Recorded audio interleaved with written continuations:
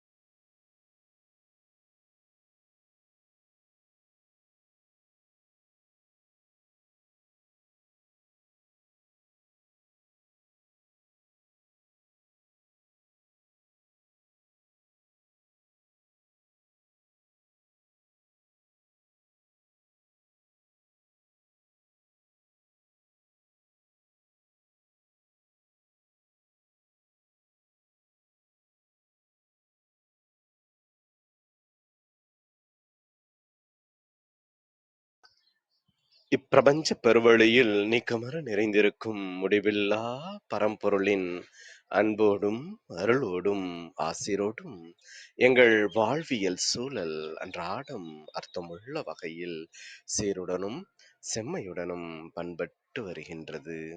இதனால் இச்சமூகத்தின் சீரிய சிறந்த முன்மாதிரிகளாக நாங்கள் திகழ்வதோடு நில்லாமல் பல்வேறு சாதனைகளையும் அதன் வாயிலாக சரித்திரங்களையும் படைக்கும் அற்புத படைப்பாளிகளாக பரிணமிப்போம். இறைமைக்கு நன்றி. நமது நிகழ்வின் அடுத்த படிநிலையாக நேர்மறை சிந்தனைகளை நம்மிடையே விதைக்க வருகின்றார் அன்பு தோழர் கற்பகவல்லி அவர்களை அன்புடன் வரவேற்போம். நன்றி. அனைவருக்கும் வணக்கம். இப்பிரபஞ்ச வெளியில் நீக்கமற நிறைந்திருக்கும் பரம்பொருளே, உம்மை வணங்குகின்றோம். உந்தன் அளப்பரிய அன்பால் எங்களுக்கு கிடைத்திட்ட பெற்றோர்கள், வழிகாட்டிகள், உற்றார் உறவினர்கள், நண்பர்கள் மற்றும் ஒவ்வொரு உயிருள்ள ஆன்மாக்கள் மற்றும் உயிரற்ற பொருட்களுக்காகவும் மனம் நிறைந்த நன்றி. உந்தன் அபரிமிதமான படைப்பால் இப்பூவுலகு உந்தன் நிறைந்த இயற்கையாலும் நிறை வளங்களாலும் நீடித்த நலங்களாலும் ஆகச்சிறந்த நேர்மறை எண்ணங்களாலும் இவ்வுன்னத உலகிலும் எங்கள் உயிர் துடிப்புள்ள உள்ளங்களிலும் நீக்கமற நிறைந்துள்ளது. உந்தன் அளப்பரிய அன்பினாலும் அருளினாலும் ஆசீராலும் நாங்கள் ஒவ்வொருவரும் உயர்ந்த உன்னதமான வாழ்வியல் பயணத்தை நிறைவுடனும் நிம்மதியுடனும் அன்றாடம் மேற்கொண்டு வருகின்றோம், ஆகச்சிறந்த வழிகளில். இதனால் நாங்கள் இச்சமூகத்தின் இன்றியமையாதவர்கள் என்பதையும் சீரிய வழியில் பயணிக்கும் அளவிற்கு ஆக்கப்பூர்வமான வழிகளில் எங்களை அன்றாடம் புதுப்பித்து வருகின்றோம். உந்தன் ஒப்பற்ற வழி நடத்துதலுடன் சிறு துளி பெருவெள்ளமாகும் என்பதைப் போல் நாங்களும் சிறுக சிறுக சாதனை துளிகளை கோர்த்து வருங்கால சரித்திரத்தை ஆக்கப்பூர்வமான முன்னெடுப்புகளால் அலங்கரிக்கும் வரம் தாரும். அனைவருக்கும் நன்றி. அனைத்திற்கும் நன்றி. ஆண்டவனுக்கும் நன்றி. நன்றி, நன்றிங்க அன்பு தோழர். இனிய வணக்கங்கள் அன்பு நண்பர்களே. மீண்டும் ஒரு புத்தம் புதிய நன்னாள் இறைமையின் வரமாக நமது தளத்தின் 422வது நிகழ்விற்கு உங்கள் ஒவ்வொருவரையும் அன்புடன் வரவேற்பதில் பெருமகிழ்வு கொள்கின்றது சரித்திரம் படைப்போம் தளம். இந்த நாள் உங்களுக்கு ஆக சிறந்த நன்னாளாக அமைந்திடவும், நீங்கள் அடியெடுத்து வைக்கும் ஒவ்வொரு முயற்சிகளும் உங்களுக்கு ஆக சிறந்த வெற்றிகளை பரிசளிக்கவும் அன்பின் வாழ்த்துக்களை பகிர்ந்து கொள்வதில் பெருமகிழ்வு கொள்கின்றோம் நாங்கள். அன்பிற்கினிய நண்பர்களே, இந்த வாரம் முழுக்க இளவேனில் என்ற ஒரு அற்புதமான தொகுப்பின் கீழ் நமது சிந்தனைகளை செழுமைப்படுத்தி வருகின்றோம். சித்திரை மற்றும் வைகாசி மாதங்களை உள்ளடக்கிய இந்த இளவேநீர் கால பொழுதானது இயற்கையின் அருளால் நமக்கு ஆரோக்கியத்தை அள்ளி வழங்கக்கூடிய ஒரு மாதமாக இயல்பாகவே அமைந்துள்ளது. சூரிய ஒளி என்றென்றும் பிரகாசிக்கும் பொழுது அதனுடைய ஆற்றல்கள் நமக்கு முழுமையாக நம்முள் வெளிப்படுவதும், வியர்வை சுரப்பிகள் ஒவ்வொன்றும் இயல்பாக தமது வேலையை செய்யக்கூடிய சூழலிலும் இத்தகைய காலநிலை, பருவநிலை இயற்கையால் வழங்கப்பட்டுள்ளது. இன்று நாம் நிறைய செயற்கையான வாழ்வியல் சூழலில் இந்த வெப்பத்தை முற்றிலும் தவிர்க்கும் வழியிலான ஒரு வாழ்வியல் சூழலை எதிர்கொள்கின்றோம். மேலும் வெப்பத்தின் அளவும் கடுமையும் இன்னும் இன்னும் அதிகமாகிக் கொண்டே செல்கின்ற ஒரு காலப்பொழுதில் ஆரோக்கியம் அத்தியாவசியம் என்ற ஒரு அற்புதமான தொடர் நிகழ்வினை நமது தளத்தில் நமக்கு வழங்கி வருகின்றார் அன்பு சகோதரி, தாய்நாடு சமுதாய கல்லூரியின் நிறுவனர் மஞ்சு பார்கவி அவர்கள். எப்பொழுதும் இயற்கை சார்ந்த வாழ்வியலை தமது வாழ்வியல் அடித்தளமாக கொண்டு செயலாற்றி வருபவர். அது மட்டுமல்லாமல் மருந்தில்லா மருத்துவம் குறித்த புரிதலையும் நம்முள் தெளிவுபடுத்துவதில் வல்லவராக விளங்குபவர் அன்பு சகோதரி அவர்கள். அவர்களுடைய அற்புதமான சிறப்புரையில் அடுத்த 50 நிமிடங்கள் இணைவோம். நமது வாழ்வியல் பயணத்தில் புத்தம் புதிதாய் இன்று மலர்ந்துள்ள புதியதோர் பக்கத்தின் அழகியதோர் அத்தியாயத்தினை ஆரோக்கியம் அத்தியாவசியம் என்ற அற்புதமான சிறப்புரை வாயிலாக அழகு கோர்ப்போம். நமது வாழ்வியல் வழிகளை இன்னும் செம்மைப்படுத்துவோம். நமது எளிய அழைப்பினை ஏற்று இன்றைய நிகழ்வின் சிறப்பு அழைப்பாளராக, சிறப்பு பேச்சாளராக இணைந்து கொண்ட அன்பு சகோதரி மஞ்சு பார்கவி அவர்களை சொல்லரங்க சொந்தங்களாகிய உங்கள் ஒவ்வொருவரின் சார்பிலும் சரித்திரம் படைப்போம் தளம் இந்நிகழ்விற்கு வருக வருக வருக என்று வரவேற்பதில் பெருமகிழ்வு கொள்கின்றது. வாருங்கள், அடுத்த 50 நிமிடங்கள் ஆரோக்கியம் அத்தியாவசியம் என்ற அற்புதமான சிறப்புரையில் இணைவோம். நன்றி.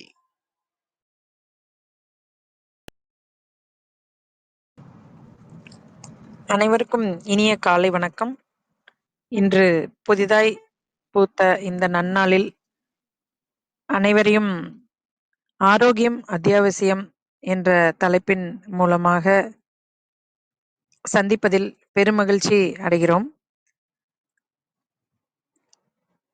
இது மாதந்தோறும் இருமுறை தொடர் நிகழ்வாக நாம் எடுத்துக்கொண்டு செல்கிறோம்.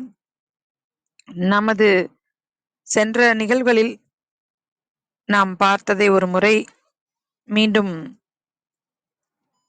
கேட்டு தெளிவு பெறலாம். நம் உடல் பற்றிய புரிதலை ஒவ்வொரு நிகழ்விலும்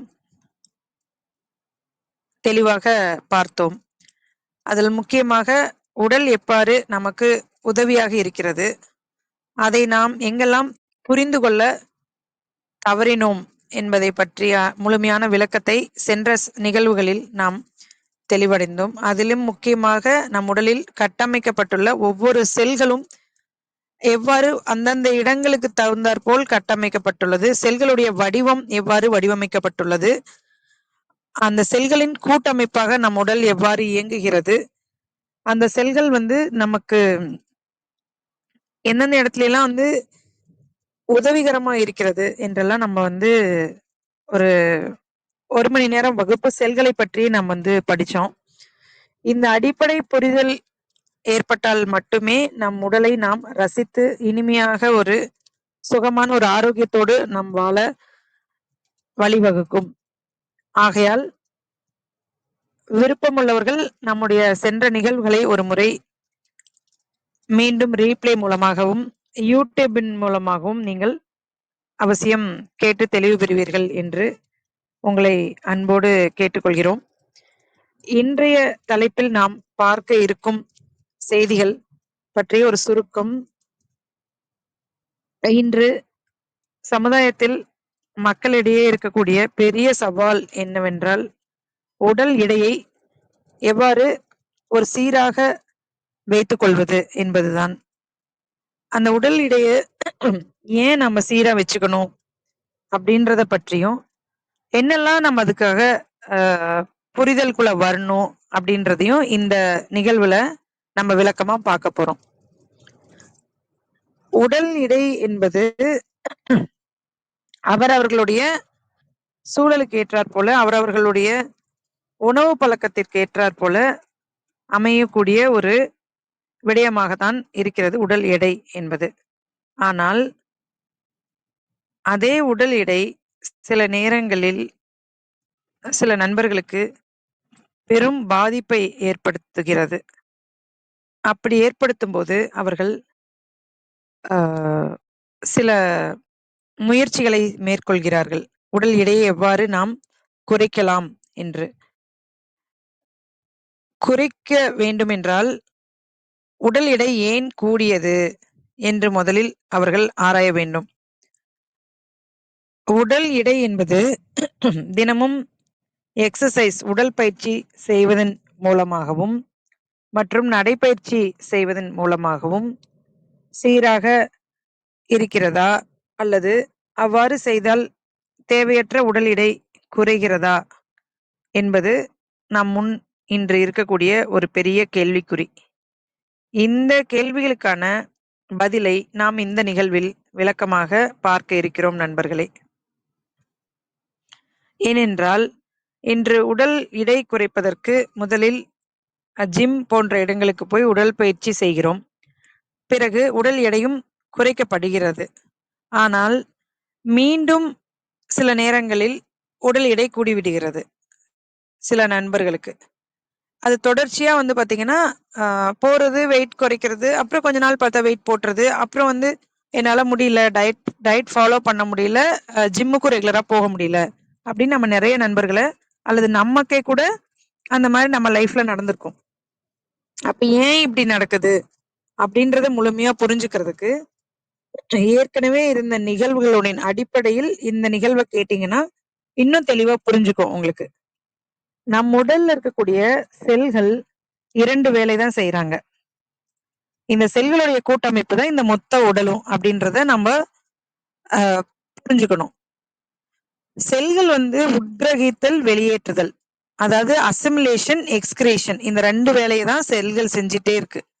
அப்ப இந்த செல்களுடைய வேலை சரியாக நடந்து கொண்டே இருக்கிறது என்றால் நிச்சயமாக உடல் எடை குறைப்பதற்காக நாம் தனியாக சில வேலைகளை மெனக்கெட்டு செய்ய தேவையில்லை. அப்ப எதுக்கு மேடம் நடைப்பயிற்சி, உடல் பயிற்சி எல்லாம் அது தேவையா அப்படின்னு கேட்டா நிச்சயம் தேவை.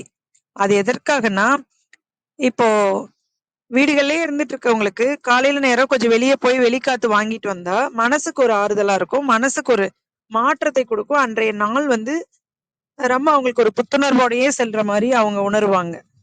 அதற்காக மட்டும்தான் உதவி செய்யுமா வழிய, இன்னைக்கு நிறைய பேர் கால் வலி வந்துருச்சு அப்படின்றாங்க. நான் வாக்கிங் போனேன், எனக்கு பிடிச்சிருந்தது அதனாலதான் வாக்கிங் போனேன், ஆனா கால் வலி வந்துருச்சு அப்படின்னு சொல்றாங்க. அப்ப ஏன் கால் வலி வந்துச்சு? அப்ப காலை நம்மளோட காலினுடைய விருப்பத்திற்கு, காலில் இருக்கக்கூடிய செல்களுடைய விருப்பத்திற்கு மாறாக அதிகமாக, அதாவது ஏற்கனவே நம்ம திருக்குறள்ல நம்ம பார்த்திருக்கோம், மிகினும் குறையினும் நோய் செய்யும் அப்படின்ட்டு. அப்போ எந்த விஷயங்களும் நம்ம செய்யற விஷயங்கள் மிகவும் கூடாது, குறையும் கூடாது. அப்ப மிகுந்தது அப்படின்னாக்க திரும்ப அவங்க எக்ஸசைஸ் பண்றதை விட்டுறாங்க, டயட் பண்றதை விட்டுறாங்க டயர்டாயி. அப்ப என்ன ஆகுது, உடல் அந்த இடத்துல பலவீனம் ஆகுது. பலவீனம் ஆகும்போது உடல் பருமன் ஆகுது, உடல் எடை அதிகமாகிறது. இப்ப இந்த இடத்துல தான் நம்ம தெளிவாக வேண்டிய ஒரு இடம். இந்த இடத்துல தான் நம்ம குழம்பி கொஞ்சம் கன்ஃபியூஷன் ஆகுற இடமும் கூட. அதனால வரும் நாட்கள்ல இனி உடற்பயிற்சி செய்யும்போதும் சரி, நடைப்பயிற்சி செய்யும்போதும் சரி, நம்ம உடலுக்கு எந்த அளவுக்கு ஒரு வாய்ப்பு இருக்கோ, முடியுதோ, அந்த அளவுக்கு மட்டும் நம்ம உடல் பயிற்சியும், நடைப்பயிற்சியும் செஞ்சோம் அப்படின்னா சுகமா இருக்கும். இல்ல அப்படின்னாக்க என்ன ஆகுது? கால் வலி வந்துருது. அடுத்தது நம்ம அத வந்து தொடர்ந்து செய்ய முடியல அப்படின்ற ஒரு மனவேதனையும் வந்துருது. அப்படி கிடையாது. நம்மளுக்கு நடுவுல வந்து கால் வலி வந்து ஒரு ஓய்வு கேக்குது அப்படின்னா, அவசியம் ஓய்வு குடுக்கணும். ஓய்வு குடுக்க மாட்டேன். நான் என்னுடைய லட்சியத்தின்படி, என்னோட கொள்கையின்படி, நான் வந்து ஒரு நியூ இயர்ல ரெசல்யூஷன் எடுத்திருக்கேன். தினமும் காலையில கட்டாயம் வாக்கிங் போவேன். அப்படின்ற அழுத்தம் நம்ம மனசுக்கு இருந்தது அப்படின்னா, அந்த மனசுல இருக்கக்கூடிய அழுத்தம் உடலை நிச்சயமாக பாதிக்கும். அந்த அழுத்தம் தேவையில்ல. ஒரு 2 நாள், 3 நாள் ஓய்வு எடுத்துட்டு, திரும்ப நம்முடைய உடற்பயிற்சி, நடைப்பயிற்சியும் நம்ப தொடரணும். தொடர்ந்து செய்யணும். அத நம்ம இங்க யாருமே டிஸ்கஸ் பண்றது கிடையாது. முடியல அப்படின்னு சொல்லிட்டு 1 மந்த் கன்டினியூஸா லீவ் போட்டுறது. அதுக்கப்புறம் அ எங்கப்பா உன்ன ஜிம்ல காணோம், இல்ல வாக்கிங் போற இடத்துல காணோம் அப்படின்னு கேட்டா, வரேன்ப்பா கொஞ்சம் வேலையா இருந்தேன் அப்படின்னு நம்ம சொல்லி இது பண்ணிக்கிறோம். ஆனா உண்மை அது கிடையாது. அப்போ நம்ம தொடங்குறப்ப இருக்கிற ஆர்வம், அத தொடர்ந்து செய்யணும். தொடங்குறது எல்லா விஷயமும் ஈஸி. தொடங்கிரலாம். ஆனா தொடர்ந்து செய்யறது தான் இங்க விஷயம். தொடர்ந்து எத செய்யணும் அப்படின்னு பார்த்தீங்கன்னா, இந்த உடல் பற்றிய புரிதல், மனம் பற்றிய புரிதல். இது 2ம் தெளிவா இருந்தது அப்படின்னாக்க, நீங்க நிச்சயமாக ஒரு ஐடியல் வெயிட் அதாவது ம் ஒரு அவங்களுடைய ஹைட்டுக்கு ஒரு வெயிட் இருக்கும். இப்ப ஒரு 160 சென்டிமீட்டர் இருக்காங்கன்னா, அதுல 100 கழிச்சுட்டா என்ன வெயிட் வருதோ, அதுதான் பாடி மாஸ் இன்டெக்ஸ் அப்படின்னு சொல்லுவாங்க. அப்போ 60 கிலோ இருக்கலாம்.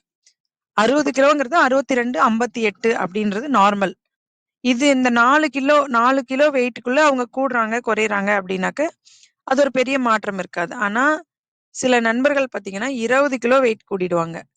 20 கிலோ வெயிட் கூடுனதுக்கு பிறகு, 2, 2 கிலோவ குறைக்கணும் அப்படின்னு முயற்சி பண்ணுவாங்க. அந்த முயற்சி வந்து ஒரு சில நேரங்கள்ல அவங்களுக்கு சோர்வ குடுத்துரும். மன சோர்வ குடுத்துருது. அத அப்படி எடுத்துக்கவே வேண்டியதில்ல. திரும்ப நம்ம கவனிக்க வேண்டிய இடம், நம்மளுடைய தங்க விதிகள் தான்.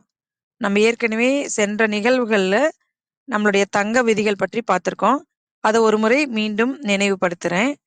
என்ன அப்டின்னாக்க, நம்ம சாப்பிடுற சாப்பாடு, நம்ம வாயில் சுரக்கக்கூடிய எச்சில் மூலமாக, சலைவா மூலமாக நல்லா மென்னு, பொறுமையா மென்னு, அந்த ரசிச்சு, ருசிச்சு, அந்த ருசியோட உணர்ந்து, அந்த உணவு உள்ள போகும்போது, அது நிச்சயமாக குட் கொலஸ்ட்ராலா மட்டும் தான் மாறுகிறது.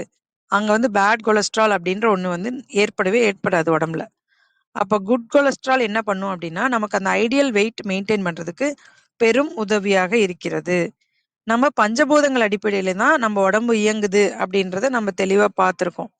அப்ப பஞ்சபூத அடிப்படையில நம்ம உடல் இயங்குது அப்டின்னாக்க, என்னென்ன வகையில பஞ்சபூதங்கள் நம்ம உடம்புல இருக்கு அப்டின்னு பார்த்தீங்கன்னா, நெருப்பு, நிலம், காற்று, நீர், ஆகாயம். இதுல நம்ம உடல் பருமனுக்கு அப்படின்னு பார்த்தோம் அப்படின்னா, அ உடல்ல இருக்கக்கூடிய நீர், காற்று, வெப்பம் இது 3ம் ஒரு மிகினும், குறைனும் நோய் செய்யும். பஞ்சபூதங்களின் ஏற்ற இறக்கம் நமக்கு சில தொந்தரவுகள குடுக்கும். அதுல வந்து உடல் எடை அப்படின்றது ஒரு பெரும் தொந்தரவுகளாகவும், சிக்கல்களாகவும், சவால்களாகவும் நம்முடைய இருக்கு.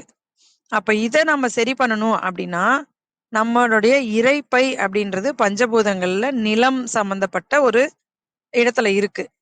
அப்போ இந்த நிலத்துக்கு அனுப்பக்கூடிய நீர் ஆகட்டும், உணவின் மூலமாக கிடைக்கக்கூடிய பிரபஞ்ச ஆற்றல் மற்றும் காற்று, பஞ்சபூதங்களில் காற்று. இது எல்லாமே நம்ம உணவின் மூலமாக கிடைக்கப்பெறுது. நம்ம உடம்பு எடுத்துக்குது. நம்மளுடைய உடம்புல இருக்கக்கூடிய செல்கள் அத உட்கிரகிக்குது. அப்போ நம்ம நல்லா தரமான ஒரு உணவ நம்ம சரியான முறையில உள்ள மென்னு நம்ம பொறுமையா நம்முடைய சலைவா மூலமாக அது உள்ள செல்லும்போது, அது தரமான ஜீரணம் நடக்கும். நம்மளுடைய இரைப்பை, மண்ணீரல் இது 2ம் பலமா இருக்கும்போது, நம்மளுடைய உடல் இடை அப்படின்றது பஞ்சபூதங்கள்ல நீர் எக்ஸஸா இருந்தாலும் சில பேர்த்துக்கு பாத்தீங்கன்னா நீர் உடம்பு அப்படின்னு சொல்லுவாங்க. சில பேர்த்துக்கு காற்று எக்ஸஸா இருக்கறனால காற்று மூலமாகவும் வெயிட் வந்து அவங்களுக்கு கூடுதலா இருக்கும். பார்க்கறதுக்கு பருமனா இருப்பாங்க. ஆனா அவங்க ஸ்ட்ராங்கா இருக்காங்களா அப்படின்னா இந்த இடத்துல ஒரு சின்ன ட்விஸ்ட் இருக்கு. சில பேர் பாத்தீங்கன்னா உடல் பருமனா இருப்பாங்க, ஸ்ட்ராங்காவும் இருப்பாங்க. அது அவங்களுக்கு பெரிய தொந்தரவாவும் இருக்காது. அப்படின்ற அப்படின்ற இடத்துல அந்த உடல் பருமன் அவங்களுக்கு ஒரு பெரிய சிக்கல் கிடையாது. ஆனா சில மனிதர்களுடைய உடல்ல அந்த உடல் எடை கூடும்போது அவங்க பலவீனமா இருப்பாங்க. அவங்க தான் ரொம்ப கவனமா இருக்கணும். அப்ப பலவீனமா இருக்கிறத அவங்க உணர்றாங்க அப்படின்னா, நம்மளுடைய உடல் ரொம்ப வந்து கொஞ்சம் இறுக்கமா, அதாவது இரும்பு மாரி நம்ம கொண்டு வரணும். அதாவது ஸ்ட்ராங்னஸ் இருக்கணும். அந்த ஒரு உங்களுக்கு வந்து வெயிட் அதிகமா இருக்கிறதுனால, உடம்பு வந்து கொஞ்சம் கொழகொழப்பு தன்மையோட இருக்கு, ஸ்ட்ராங்கா இல்ல அப்படின்னு நம்ம ஃபீல் பண்றோம்னா, அடுத்து நீங்க மாற்றம் செய்யக்கூடிய இடம், தாகம் எடுத்து தான் தண்ணி குடிக்கிறோமா அப்படின்றத கவனிக்கணும். தண்ணி இன்னைக்கு வந்து லிட்டர் கணக்குல குடிக்க சொல்ட்டாங்க அப்படின்றதுக்காக எடுத்துக்கவே கூடாது.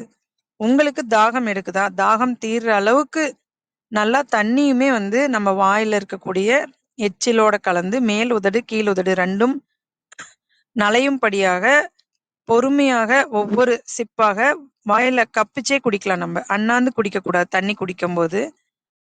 லைட்டா கப்பிச்சு கீழ் உதட்டுல படும்படியாக நம்மளுடைய டம்ளரையோ அல்லது நம்மளுடைய வாட்டர் பாட்டில்ஸையோ பயன்படுத்தி, உங்களுக்குன்னு ஒண்ணு எடுத்து வச்சுக்கங்க, தண்ணி குடிக்கிறதுக்குன்னு. அது எங்க போனாலும் அது உங்க கூடயே இருக்கட்டும். உங்க கை மாரி உங்க கூடயே வரட்டும். இப்ப சில இடங்கள்லலாம் பார்த்தீங்கன்னா, அது வந்து அ போய் நம்ம என்ன மாரியான தண்ணி அப்படின்னு சில இடங்கள்ல அனலைஸ் பண்ண முடியாது. கிளீனா இருக்கா? அங்க போய் நம்ம தண்ணி எடுத்துட்டு வந்ததுக்கப்புறம் நம்ம உடம்புல வந்து சில பலவீனங்கள் காரணமாக அ ஃபுட் பாய்சன் மாரி கூட ஏற்பட்டுருது. அப்ப இதெல்லாம் நம்ம தவிர்க்கணும் அப்படின்னாக்க, நம்மளே முடிஞ்ச அளவுக்கு நம்ம போற இடங்களுக்கு தண்ணி நமக்காக நம்ம கேரி பண்றது, நம்ம ஒரு பழக்கவழக்கத்துக்குள்ள கொண்டு வர வேண்டிய ஒரு விஷயமா இருக்கு. அப்படி எடுத்துட்டு போறத நம்ம சப்பி மெதுவா குடிக்கும்போது, கடிக்கிறத குடிக்கணும், குடிக்கிறத கடிக்கணும்னு நம்ம பார்த்துருக்கோம். எப்படி மேடம் கடிக்கிறத குடிக்கிறது அப்படின்னு கேட்கிறீங்களா? ரொம்ப ஈஸிங்க. நீங்க பொறுமையா மென்னீங்கன்னா, உள்ள வந்து உணவு கூழ் மாரி ஆயிடும். லிக்விட் ஃபார்ம்க்கு வந்துரும். நீங்க சாப்பிடக்கூடிய இட்லி, தோசை, சாம்பார் சாதம், தக்காளி சாதம் எதா இருந்தாலும் மீல்ஸு, சப்பாத்தி, பரோட்டா எது சாப்பிட்டாலும், நீங்க நல்லா மென்னுகிட்டீங்கன்னா, அது கூழா மாறிரும். அத கடிக்கிறதுன்னா கொஞ்சம் கெட்டியா இருக்கக்கூடிய உணவுப் பொருட்கள, நம்ம கொஞ்சம் கடிச்சு மென்னு தான் சாப்பிடணும். அந்த மாரி கடிச்சு மென்னு சாப்பிடக்கூடிய உணவுகள் வந்து, நம்ம பல்லு வந்து நம்ம வாயில தான் இருக்கும். So, digestion starts from mouth. Major பகுதியான அதிகப்படியான செரிமானம் அப்படின்றது நம்முடைய வாய் பகுதிகள்ல தான் நடக்குது. அப்படி இருக்கும்போது, நம்ம மென்னு சாப்பிடும்போது, அந்த உணவு கூழாக மாறிருது. தண்ணியா மாறிருது. அப்போ அதனால தான் திருவள்ளுவர் சொல்லியிருப்பாங்க, "அருந்தியது அற்றது போற்றி உணின்." அருந்தியதுன்னு தான் சொல்லியிருப்பாரு. அதாவது உணவு எப்படி சாப்பிடணும், எப்படிலாம் சாப்பிட்டா மருந்து தேவையில்ல அப்படின்றத அந்த மருந்து அதிகாரத்துல குறிப்பிட்டிருப்பாங்க. அதுல பார்த்தீங்கன்னா, மருந்தே வேண்டான்னு தான் 10 திருக்குறளும் எழுதியிருப்பாங்க. 2வது திருக்குறள் நம்ம ஏற்கனவே பார்த்திருக்கோம். "மருந்தென வேண்டாவாம் யாக்கைக்கு." யாக்கைன்னா உடல். "மருந்தென வேண்டாவாம் யாக்கைக்கு அருந்தியது அருந்தியது அற்றது போற்றி உணின்." அவரு சாப்பிட்டதுன்னு சொல்லலைங்க. அப்ப இந்த இடத்துல தான் அந்த சூட்சமத்த நம்ம புரிஞ்சுக்கணும். அருந்தியதுன்னா நம்ப கடிக்கிறத குடிக்கணும். குடிச்சு அத நம்ம அருந்திய பிறகு, அது வந்து செரிமானம் ஆயிடுச்சு அப்படின்னு தெரிஞ்சதுக்கு அப்புறம், அடுத்த வேள பசி வரும். அந்த பசிய கவனிச்சு சாப்பிடும்போது, உடலுக்கு மருந்து தேவையில்ல. சரி மேடம், இன்னைக்கு வெயிட் லாஸ் பத்தி தானே பார்த்துட்டு இருக்கோம். இந்த இடத்துல எங்க மருந்து வருது அப்படின்னு நீங்க கேட்கலாம். ஆனா, இன்னைக்கு வெயிட் லாஸ்க்கு வந்து நிறைய அ கம்பெனிஸ் வந்து ஒரு பவுடர் குடுக்குறாங்க. அந்த பவுடர தண்ணீல கலக்கி குடிக்கணும். நெறைய தண்ணி குடிச்சுட்டே இருக்கணும். அப்படின்னு இன்ஸ்ட்ரக்ஷன் குடுக்குறாங்க. அதையும் சில நண்பர்கள் அ அவர்களுடைய ஒரு சூழ்நிலை காரணமாக நம்பிக்கொண்டு அத ஃபாலோ பண்றாங்க. ஆனா அப்படி ஃபாலோ பண்ணும்போது, அவங்களுடைய சிறுநீரகமும், அவர்களுடைய உள்ளுறுப்புகளும் பலவீனம் அடையறத நம்ம கண்கூட பார்த்துருக்கோம். அதனால இனி வரும் காலங்கள்ல நம்ம உடல் எடை குறைக்கணும் அப்படின்னா, நம்மளுடைய அக்குபஞ்சர் மருத்துவத்துல மிக மிக எளிமையான முறையில 20 கிலோ, 25 கிலோ சாதாரணமா 2 மாதத்துல குறைச்சவங்கலாம் நெறைய பேர் இருக்காங்க. எப்படி மேடம் குறைச்சாங்க அப்படின்னாக்க, இந்த விஷயங்கள புரிஞ்சுகிட்டதன் மூலமாக, இத தங்களுடைய லைஃப் ஸ்டைல்ல அவங்க ஃபாலோ பண்ணதன் மூலமாக, அவங்க வந்து உடல் எடை குறைஞ்சிருக்காங்க. சரிங்களா? அத நீங்களும் ஃபாலோ பண்ணலாம். ரொம்ப ரொம்ப ஈஸி தான்.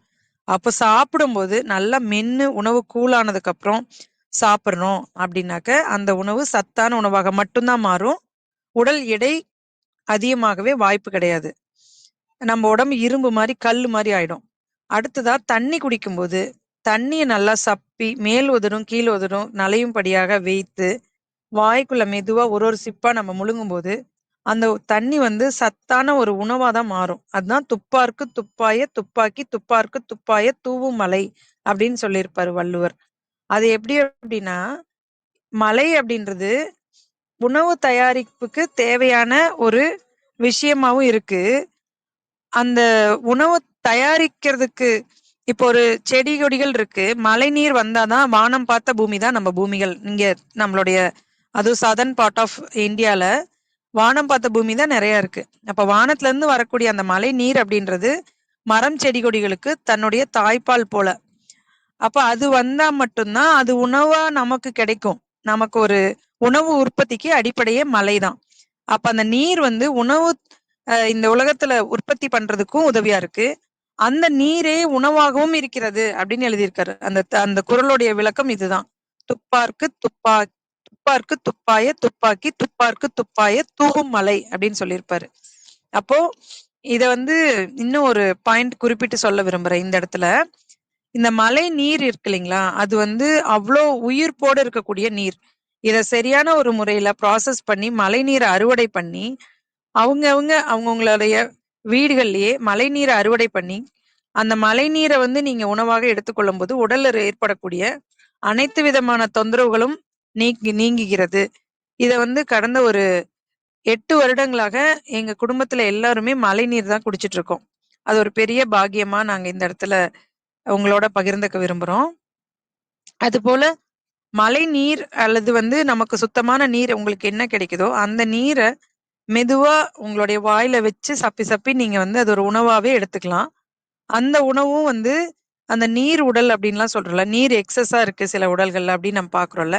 அந்த மாரி ஏற்படாம இருக்கிறதுக்கு இந்த லைஃப் ஸ்டைல் கரெக்ஷன் பண்ணீங்கன்னே போதுமானதா இருக்கு.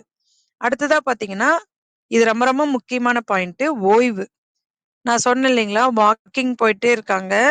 நடுவுல ஒரு 2 டேஸ் உடல் ஓய்வு கேட்குது அப்படின்னா, அது வந்து இல்ல என்னுடைய கொள்கையின்படி நான் போயே தான் ஆவேன் அப்படின்னு நீங்க போனீங்கன்னா, உடல் வந்து மிக மிக சோர்வடையும். சோர்வடையும்போது என்னாகும்? பலவீனமாகும். பலவீனமாகும்போது, உங்களுக்கு மற்ற வேலைகள்ல வந்து சில தொந்தரவுகள் வரும். டே டு டே வொர்க்ஸ் இருக்கு இல்லையா? நம்மளுடைய ஆஃபீஸ் ஒர்க் இருக்கும். ஒரு ஆன்டர்பிரினர்னா அவங்களுக்கு ஒரு பிசினஸ் ஒர்க் இருக்கும். ஒரு இல்லத்தரசினா, வீட்டு நிர்வாகம் பண்ணக்கூடிய வேலைகள் இருக்கும். இதுல எல்லாமே தோய்வு ஏற்படும். அதன் வெளிப்பாடு சில நேரங்கள்ல கோபமாகவும், எரிச்சலாகவும் கூட வெளிப்படும். அதன் காரணமாக ஓய்வு தேவைப்படும்போது இல்லத்தரசிகளே இருக்காங்க அப்படின்னா, ரொம்ப மெனக்கெட்டு வீட்ட கிளீன் பண்றேன் அப்படின்லாம் கிளீன் பண்ணிட்டு இருப்பாங்க. ரொம்ப சுத்தம் பண்ணி தொடச்சு வச்சுட்டே இருப்பாங்க. சில நேரங்கள்ல அவங்களுக்கு உடல் சோர்வ விட மனசோர்வு வரும். அப்ப என்ன பண்ணணும்? பக்கத்துல இருக்கக்கூடிய ஒரு இடங்களுக்கு, ஒரு கோயில்களுக்கோ, அவங்க விருப்பப்பட்ட ஒரு ஒரு சின்ன மலை பிரதேசத்துக்கோ ஒரு பயணம் போயிட்டு வந்தாங்கன்னா, மனசுக்கு ஒரு மாற்றம் ஏற்படும்போது, அது பெரிய ஓய்வு. ஆனா இப்ப என்ன பண்றோம்? டூர் போற இடத்துலயுமே நம்ம பெரிய ஒரு டிஸ்அட்வான்டேஜ் ஆயிப்போச்சு. எங்க போனாலும் மக்களின் கூட்டம், நெரிசல். அங்க போயிட்டு வந்தா திரும்ப டயர்டு தான் ஆகுறோம். அப்போ டயர்ட் ஆகாத மாரியான ஒரு கூட்டம், நெரிசல் இல்லாத இடங்கள நம்ம தேர்ந்தெடுத்து, அமைதியான இடங்களுக்கு சென்று பயணங்கள மேற்கொண்டோம் அப்டின்னா, அது உடலுக்கும், மனதுக்கும் ஒரு மாற்றத்தை கொடுக்கும். அதன் மூலமாக நம்முடைய ஆரோக்கியத்தை நாம் நிலைநிறுத்திக் கொள்ளலாம். ஆரோக்கியம் எங்கு தொடங்குகிறது அப்டின்னு பார்த்தீங்கன்னா, நம்மளுடைய உடல் பற்றிய புரிதலின் மூலமாக தான். அப்போ உடல் என்ன கேக்குதோ, ஓய்வு கேக்குதுன்னா ஓய்வு குடுக்கணும். தாகம் அடிக்குதுன்னா தண்ணி குடுக்கணும். அதுதான் உடலின் மொழி. உடலின் மொழி தெரியாம எந்த ஒரு வாழ்க்கையில அச்சீவ்மென்ட் பண்ணாலும், அத வந்து அனுபவிக்கிறதுக்கு நம்மளுக்கு ஆரோக்கியம் வேணும் இல்லைங்களா? நான் கோடிக்கணக்குல சம்பாரிக்கலாம். ஆனா, ஹெல்த் இஸ் வெல்த் அப்படின்னு சொல்லியிருக்காங்க. நம்மளோட ஆரோக்கியமே நம்மளுடைய சொத்து. அப்ப அந்த ஆரோக்கியம் எவ்ளோ அத்தியாவசியம் அப்படின்றத நம்ம இந்த தொடர் நிகழ்வு மூலமாக நம்ம பார்த்துட்டே இருக்கோம். அந்த ஓய்வு கொடுத்ததன் மூலமாக என்னுடைய நண்பர் மிதுன் சக்கரவர்த்தி அப்படின்னு சென்னையில இருக்காங்க. அவர்கள் பார்த்தீங்கன்னா, ஒரு 25 கிலோ குறைஞ்சாங்க. 98 கிலோ இருந்தவங்க 28 கிலோ, 70 கிலோ, 72 கிலோக்கு வந்துட்டாரு. அவரு ஒண்ணே ஒண்ணு சொன்னது, எனக்கு பகல்ல சில நாட்கள் நான் வந்து எனக்கு ஓய்வு தேவைப்பட்டது. நான் ஒரு சின்ன நேப் எடுத்துக்கிட்டேன். ஒரு 1/2 மணி நேரம், 3/4 மணி நேரம் தூங்குனேன். நல்லா தூங்குனேன். டீப் ஸ்லீப்க்கு போனேன். என் உடம்புல இருக்க வெயிட் குறைஞ்சிருச்சு அப்படின்னு சொல்றாரு. அதனால நம்ம எங்கெங்கெல்லாம் நமக்கு ஓய்வு தேவையோ, அந்தந்த இடங்கள்ல, அந்தந்த நேரங்கள்ல நம்ம நிச்சயம் ஓய்வு குடுக்கணும். சரிங்களா? இல்ல இந்த வேலைய முடிச்சுட்டு தான் நான் ஓய்வு எடுப்பேன் அப்படின்னா, உடம்பு பலவீனம் தான் ஆகுது. இது வந்து நம்ம கண்கூட பார்த்த ஒரு அனுபவம். அடுத்ததா இரவு நேரம் தூக்கம். இந்த இரவு நேரம் தூக்கமும் நம்மளுடைய உடல் இடை சரியாக நம்ம ஒரு மெயின்டெயின் பண்றதுக்கு மிக மிக முக்கியமான ஒரு லைஃப் ஸ்டைல். தினமும் நேரத்துல நம்ம தூங்கணும், நேரத்துல எழுந்துச்சுக்கணும். அந்த நேரத்துல தூங்கல அப்படின்னா கூட, நீங்க நேரமா எழுந்துடுறீங்க அப்படின்னா, அடுத்த நாள் தூக்கம் சரியா நீங்க சரி பண்ண முடியும்.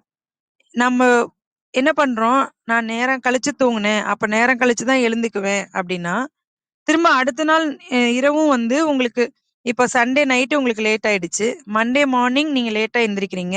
ஆஃபீஸ் போறதுலேருந்து எல்லாமே ஹரிபரியா செய்றீங்க. அப்புறம் இரவும் வந்து ஒரு மாரி உங்களுக்கு ஒரு ரெஸ்ட்லெஸ் மைண்ட் இருக்கு அப்படின்னா தூக்கம் வராது.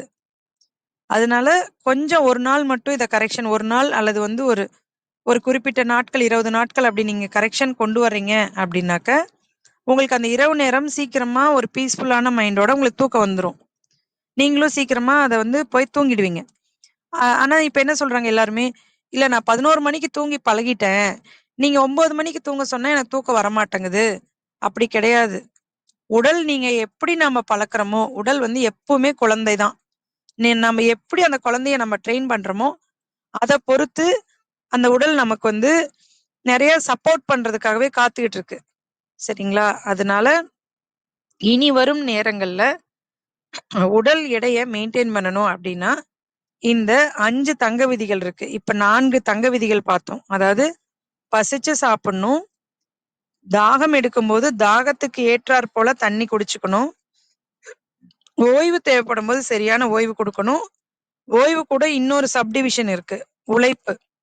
ஓய்வு குடுத்துட்டே இருக்கக்கூடாது. தேவையான உழைப்பும் நம்ம குடுக்கணும் உடலுக்கு. அதுதான் நான் வந்து இப்ப வந்து ஒரு இல்லத்தரசி ஆகட்டும், இல்ல ஒரு ஆஃபீஸ் போறவங்களாகட்டும், எல்லாத்துக்கும் இன்னைக்கு சாஃப்ட்டான ஒர்க் வந்துருச்சு. ஹார்ட் ஒர்க் எதுவுமே கிடையாது. எல்லாம் ஸ்மார்ட் ஒர்க் வந்துருச்சு. ஸ்மார்ட் ஃபோன் வந்த மாரி, இங்க ஸ்மார்ட் ஒர்க் நமக்கு வந்துருச்சு. அப்படி இருக்கும்போது காலையில ஒரு 1/2 மணி நேரம் உங்களுடைய சசிகலா அம்மா சொன்னாங்கல்ல, அந்த மாரி கை, கால்கள் எக்ஸர்சைஸ் குடுக்கணும். அந்த மூட்டுகளுக்கு இருக்கக்கூடிய ஜாயிண்ட்டுக்கு எக்ஸர்சைஸ் அவசியம் குடுக்கணும். இனி வரும் நேரங்கள்ல உங்க உடலுக்காக, உங்களுக்காக அந்த காலையில 1/2 மணி நேரம் எழுந்தோனே குளிச்சிருங்க. எழுந்தோனே குளிச்சீங்கன்னாவே, உடம்புல இருக்கக்கூடிய வெப்பம் சமநிலைக்கு வந்துரும். நம்ம போன நிகழ்வுல பார்த்தோம். அப்ப வெப்பம் சமநிலைக்கு வந்துருச்சு அப்படின்னாவே, உடல் எடை அப்படின்றதும் சரியானதுக்கு வந்துரும். அதனால நம்ம இந்த லைஃப் ஸ்டைல் கரெக்ஷன்ஸ்ல இனி வரும் நேரங்கள்ல கவனம் செலுத்தணும். 4 தங்க விதிகள் பார்த்தோம். பசிச்சு சாப்பிடுறது, தாகம் எடுத்து தண்ணி குடிக்கிறது, ஓய்வு தேவைப்படும்போது ஓய்வு குடுக்கறது, உழைப்பு தேவையான அளவுக்கு உழைப்பு குடுக்கறது உடலுக்கு, இரவு நேரம் சீக்கிரமா தூங்குறது. 5வது தங்க விதிகள் தான் மிக மிக முக்கியமான தங்க விதி. அதாவது கட்டாயம் நம்ம பயிற்சிக்கு கொண்டு வர வேண்டிய ஒரு தங்க விதி. என்ன அப்படின்னு பார்த்தீங்கன்னா, இந்த மனச சஞ்சலப்படுத்தாம நம்ம பத்திரமா பார்த்துக்கிறது. அது எப்படியெல்லாம் சஞ்சலமாகும் அப்படின்னு பார்த்தீங்கன்னா, நெறைய வகையில சஞ்சலப்படுத்தப்படுது இன்னைக்கு. நம்ம வீடுகள்ல இருக்கிறவங்களே ஒரு வகையில வந்து நமக்கு சில நேரங்கள்ல உறுதுணையா இல்லையே அப்படின்ற ஒரு சூழ்நிலை வரும். நம்ம நல்லது சொல்றோம். அவங்க ஏன் புரிஞ்சுக்க மாட்டேங்கிறாங்க? பரவால்ல. ஏதோ ஒரு நேரத்துல அவங்களுக்கு புரியும். நீங்க அமைதியா மட்டும் இருந்துக்கணும். அதற்கு வந்து இப்படி சொல்லிட்டாங்களே அப்படின்னு நம்ம வந்து ஃபீல் பண்ணிட்டே இருக்கக்கூடாது. அதுல என்ன நல்லது இருக்கு? அதுல நம்ம ஏதாவது சரி பண்ணிக்க வேண்டியது இருக்கு அப்படின்னா சரி பண்ணிக்கலாம். அத விட்டுட்டு, நீங்க எப்படி அப்படி சொல்லலாம்? எப்படி அப்படி சொல்லலாம்ன்னு சொல்லி அதுக்குள்ள போய் சிக்கி போய் நம்ம மனச வந்து நம்ம கஷ்டப்படுத்தும்போது, நீங்க இந்த 4 தங்க விதிகள ஃபாலோ பண்ணியிருந்தா கூட, இந்த 5வது தங்க விதியில நம்ம அடிபடுறோம் அப்படின்னா, இந்த 4 தங்க விதியுமே பாதிக்கப்படும். ஃபாலோ பண்ணதுக்கான ரிசல்ட் பாதிக்கப்படும். நிறைய பேர் வந்து சொல்லுவாங்க, மேடம் நான் மென்னு தான் சாப்பிடுறேன் மேடம், பசிச்சு தான் சாப்பிடுறேன், தாகம் எடுத்தாதான் தண்ணி குடிக்கிறேன், ஓய்வு நல்லா கொடுக்குறேன், உழைப்பும் கொடுக்குறேன், இரவு சீக்கிரம் தூங்கிடுறேன், அப்புறமும் எனக்கு ஏன் டயபெட்டிக்ஸ் இருக்கு அப்படின்னா மைண்ட்ல தான் பிரச்சனை இருக்கு. Origin of all diseases in the mind அப்படின்னு சொல்லுவாங்க.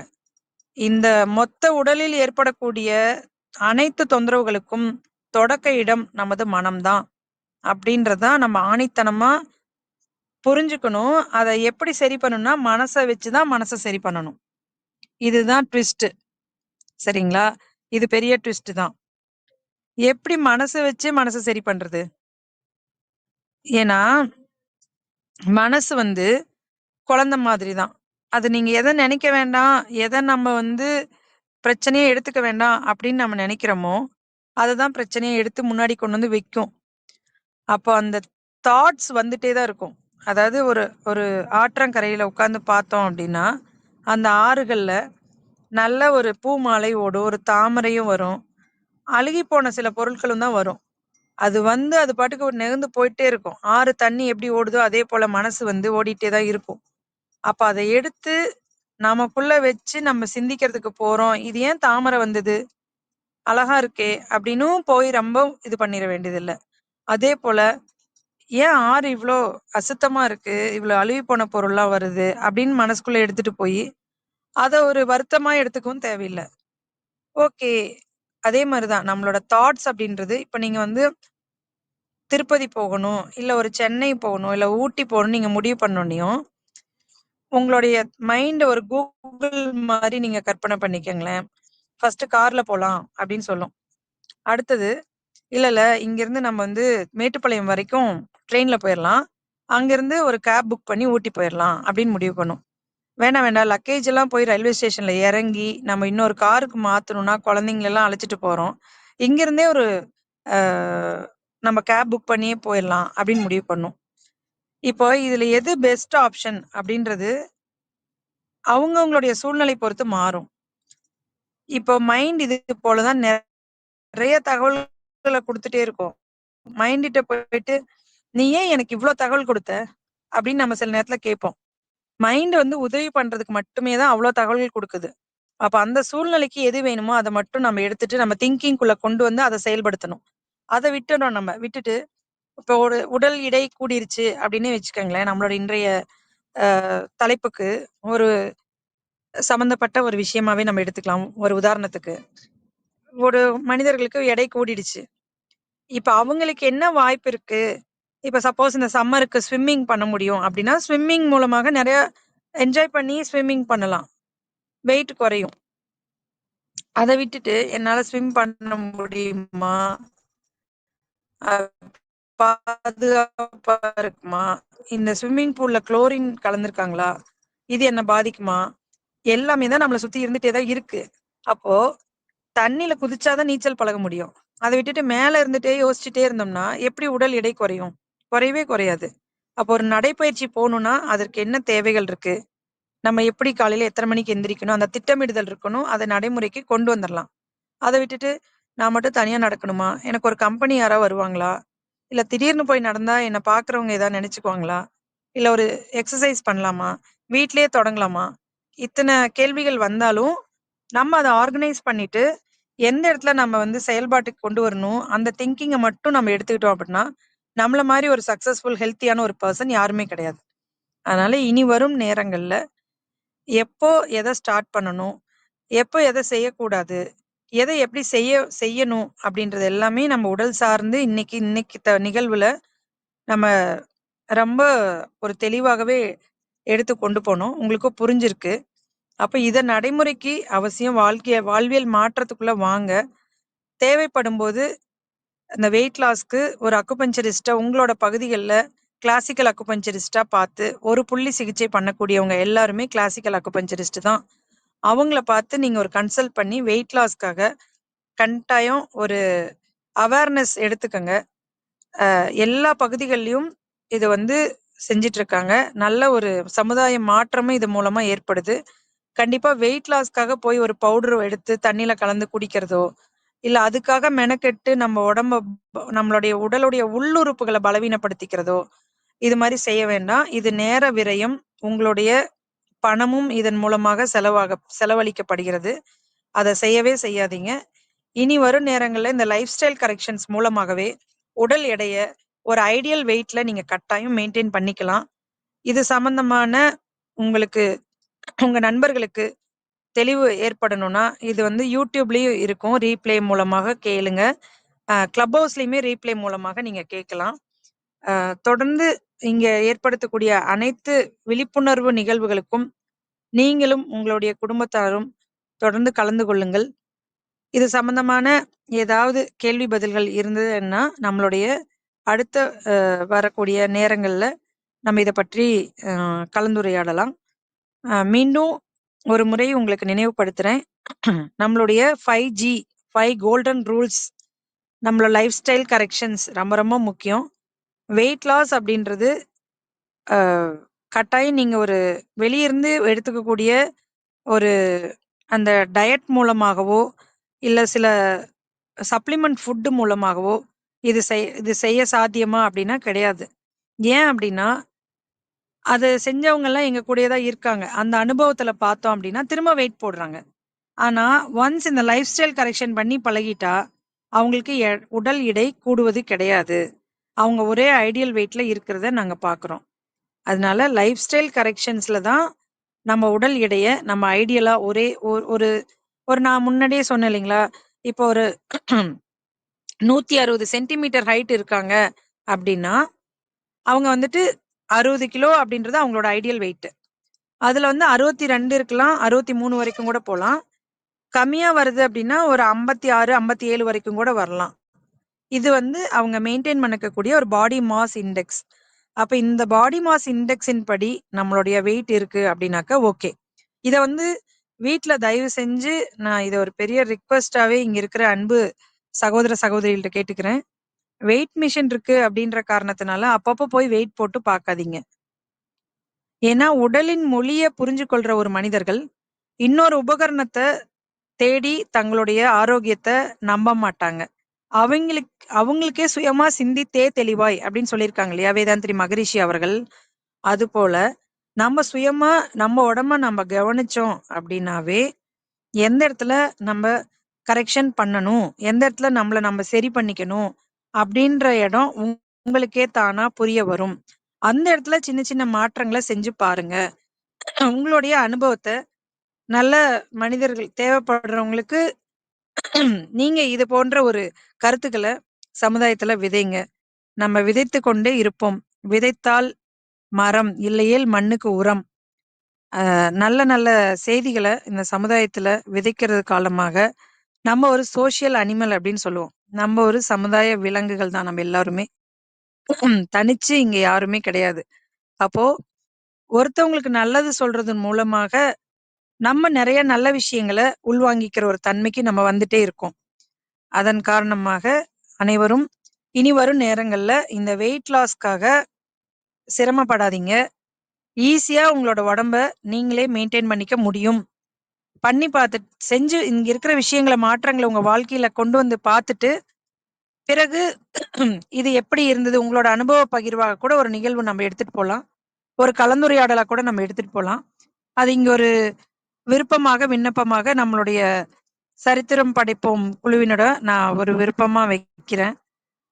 ஏன்னா நம்ம வெறுமனே இந்த லைஃப் ஸ்டைல் கரெக்ஷன்ஸ மட்டுமே பேசிட்டு இருக்கிறதுனால, சில நண்பர்களுக்கு ஒரே மாரியான கருத்துக்கள் போற மாரி கூட இருக்கும்.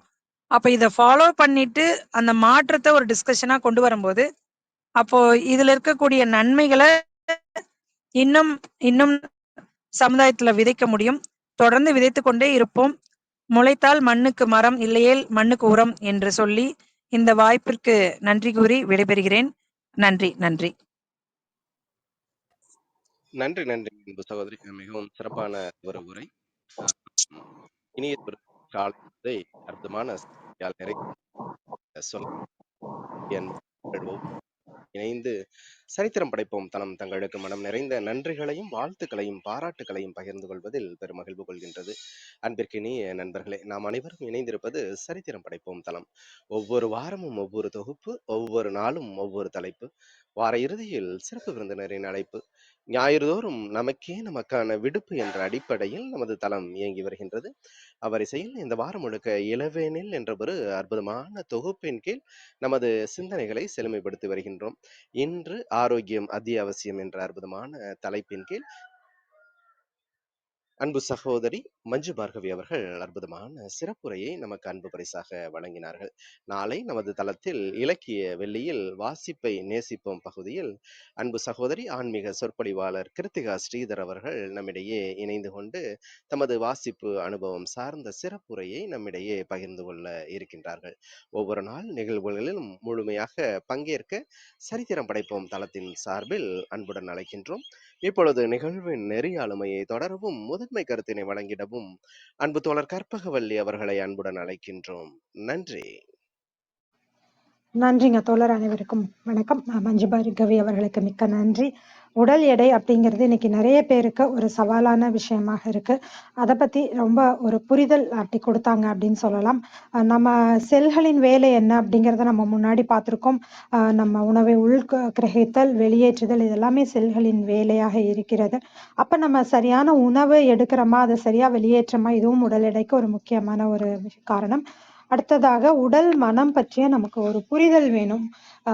அந்த புரிதல் இல்லை அப்படின்னா நம்மளால எந்த இதையுமே சரி பண்ண முடியாது.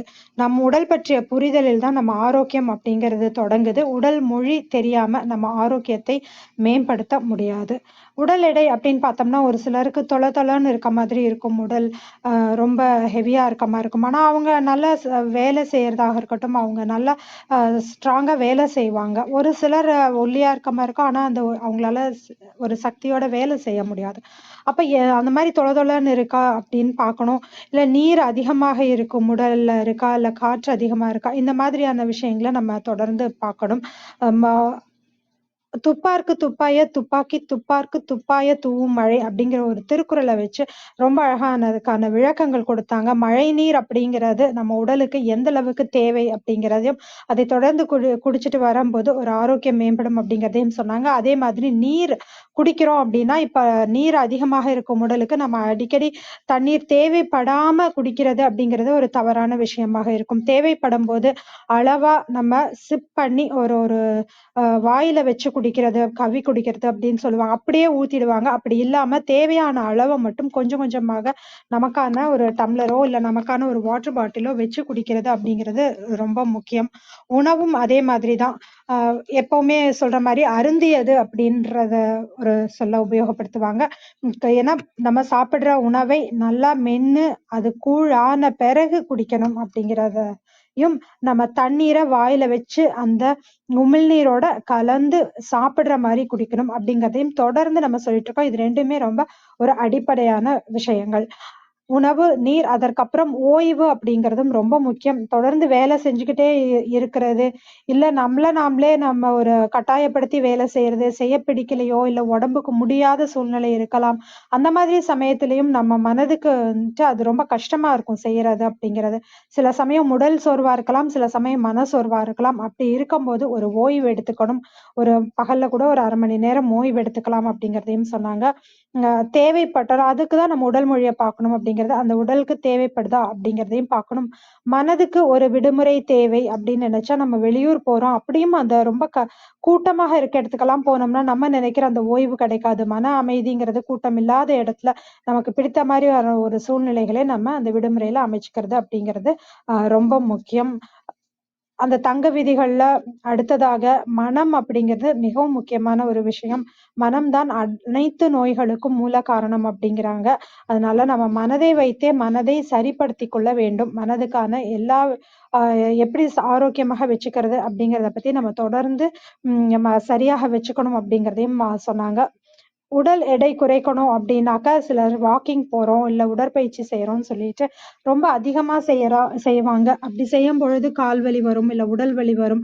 அப்புறம் உடனே நிறுத்திடுவாங்க. திரும்பவும் செய்ய மாட்டாங்க.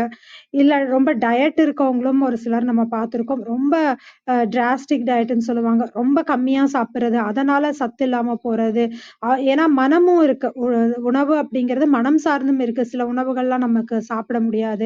இல்ல இவ்வளவு சாப்பிட்டா தான் எனக்கு போதும் அப்படிங்கிற மாரி இருக்கும். இல்ல நம்ம புரோட்டீன் சேர்த்திருக்கலாம். இந்த மாரி நிறைய விஷயங்கள் இருக்குது. அப்படி இல்லாம நம்ம ரொம்ப ஓவரா டயட்ன்னு சொல்லிட்டு இந்த புரோட்டீன் மில்க் ஷேக்கோ அந்த மாதிரி நிறைய விஷயங்கள் இருக்கு. அந்த மாதிரியான உணவு எடுக்கும்போது நமக்கு உடல் நலமும் குன்றும். அதையும் பார்த்துக்கணும். சரியான உணவு முறை, அதற்கப்புறமாக அவங்க அக்குபங்க்சரிஸ்ட், கிளாசிக்கல் அக்குபங்க்சரிஸ்ட் அப்படின்னாங்க.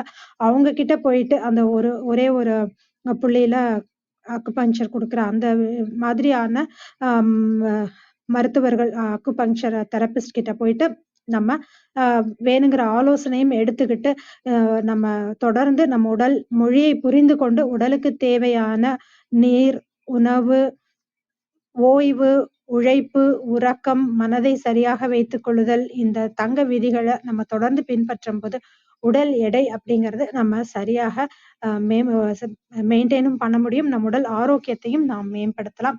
ரொம்ப சிறப்பான தினமும் நாம் பின்பற்றக்கூடிய கருத்துக்களை பகிர்ந்து கொண்ட மஞ்சு பார்கவி அவர்களுக்கு மிக்க நன்றி. சசிகுமார் வணக்கம். நீங்க பேசலாம்.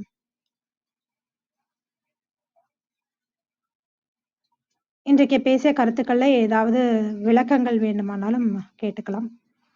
ராமராஜன் வணக்கம். நீங்க பேசலாம். வணக்கம் மேடம். இந்த குழுவில் ஒரு கவனிப்பாளரை வந்து இப்போ கருத்து பேச்சாளராக சேர்த்துக்கு ரொம்ப நன்றி. முதல்ல எனக்கு ரொம்ப தெளிவாக புரிஞ்சுது. ஆல்ரெடி கொஞ்சம் இது சம்மந்தமாக என்னோட தேடல் இருந்தது. அதனால் ரொம்ப தெளிவாக அந்த உதாரணங்கள் ரொம்ப ரொம்ப அருமையாக இருந்தது. எண்ணங்களை கவனிக்கிறது ஆகட்டும், எண்ணங்களை பற்றி நிறைய வந்து எப்படி என்ன இதுன்னு அது சம்மந்தமாக நிறைய தேடல் இருந்தது. வேறு வேறு தளங்கள்லேயே அதையும் தேடி இருக்கேன். இந்த ஆற்றில் வர பூக்கள் வச்சு சொல்லுவோம், அந்த உதாரணம் ரொம்ப ரொம்ப சிறப்பாக. எதை எடுத்துக்கணும் எதை எடுத்துக்க கூடாது, இல்லை ரெண்டுமே எடுத்துக்க கூடாதுன்றதான் முத இது. ஸோ அதுவும் ஆகட்டும். அடுத்தது இந்த 5 தங்க விதிகள் ரொம்ப நானும் கொஞ்சம் ஓவர் வெயிட்டில் தான் இருக்கேன். கண்டிப்பாக நான் வந்து அதை ஃபாலோ பண்ணிட்டு அதோட ரிசல்ட்டை வச்சு டிஸ்கஷன் நான் கண்டிப்பாக நம்ம அதை பற்றி உரையாடலாம். நீங்களே நான் அதை எடுத்துக்கிறேன். மிக்க நன்றிங்க. அது மட்டும் இல்லாம இந்த சட்டம் படிப்பும் தளம் வந்து மிகப்பெரிய சேவை செஞ்சுட்டு இருக்கு. ஸோ அது மேலும் இன்னும் தொடரணும்னு நான் கேட்டுக்கிறேன். ரொம்ப நன்றி. மிக்க நன்றிங்க ராமராஜன். உங்கள் வருகைக்கும் உங்களுடைய அன்பான வாழ்த்துக்கும் கருத்துக்களுக்கும் மிக்க நன்றி. தொடர்ந்து தினமும் இணைந்துக்கோங்க. நேரம் கிடைக்கும் போதெல்லாம் உங்கள் கருத்துக்களையும் நாங்க கேட்கணும்னு ஆர்வமா இருக்கும். மிக்க நன்றி. நர்மதாம்மா வணக்கம். நீங்க பேசலாம். வணக்கம்மா. வணக்கம். வாழ்க வளமுடன். நம்ம தளத்தில் உள்ள அனைவருக்கும் உற்சாகமான மகிழ்ச்சியான காலை வணக்கம். ரொம்ப ரொம்ப சந்தோஷம், மகிழ்ச்சி. மஞ்சு பார்க்கியோட உரை எனக்கு ரொம்ப அற்புதமா இருந்தது. வெயிட் லாஸ் பத்தி சொல்லிட்டு இருந்தாங்க. நிச்சயமா வெயிட் லாஸை பத்தி நிறைய பேர்களுக்கு நிறைய தொந்தரவுகளையும் ஒரு இதையும் கொடுத்துட்டு இருக்கு. மன அழுத்தமும் அவங்களுக்கு அதுல நிறைய இருக்கு. நம்ம இவ்வளவு வெயிட்டா இருக்கிறோமே அப்படின்னு சொல்லிட்டு நான் இப்போ 2 வருஷத்துக்கு முதல்ல ஒரு தோழிகிட்ட சொல்லியிருந்தேன். இந்த மாதிரி அக்குபஞ்சர் ஒரு வகுப்பு இருக்கு, நீங்க போய் முடியுமா, படிக்கிறீங்களான்னு கேட்டேன். எனக்கு 62 வயசு ஆகுது, நான் போய் படிக்க முடியுமா அப்படின்னாங்க. உன்னால முடியும், போய் படிங்க அப்படின்னு சொன்னேன். அவங்க ரிட்டையர்மெண்ட் டீச்சர். அவங்க உடம்பு பார்த்தா அவ்வளவு உடம்பா இருந்தாங்க. கொஞ்சம் அப்போ ஒரு 15 கிலோ குறைச்சிருக்காங்க. அவ்வளவு உடம்பா இருக்கும், வயிறெல்லாம் இதா இருக்கும், முகமெல்லாம் கொஞ்சம் வீங்கி போன மாதிரி சதையோட இது ரொம்ப ஒரு இதா இருந்துட்டு இருக்கும். அதுக்கப்புறம் அவங்க இதை போய் படிச்சுட்டு வந்ததுக்கு அப்புறம் பாத்தீங்கன்னா ஒரு 10-15 கிலோ வெயிட்டும் குறைஞ்சது. 10-15 கிலோ வெயிட் குறைஞ்ச மாதிரி வயசும் ஒரு 10-15 வயசு குறைஞ்ச மாதிரி அவங்களுக்குள்ள ஒரு ஒரு புத்துணர்ச்சி, ஒரு சின்ன குழந்தை மாதிரி ஆயிட்டாங்க. அவங்கள எந்த விசேஷத்துக்கு போனாலும் ஏன் என்னாச்சு இப்படி அழைச்சிட்டேன்னு கேக்குறாங்களாம். இல்ல நான் ஒண்ணும் இது இல்ல, நான் இது மாதிரி ஒரு படிப்பு படிச்சேன், அதுலதான் இந்த அளவுக்கு இருக்கேன் அப்படின்னு சொல்லிட்டு இருக்காங்க.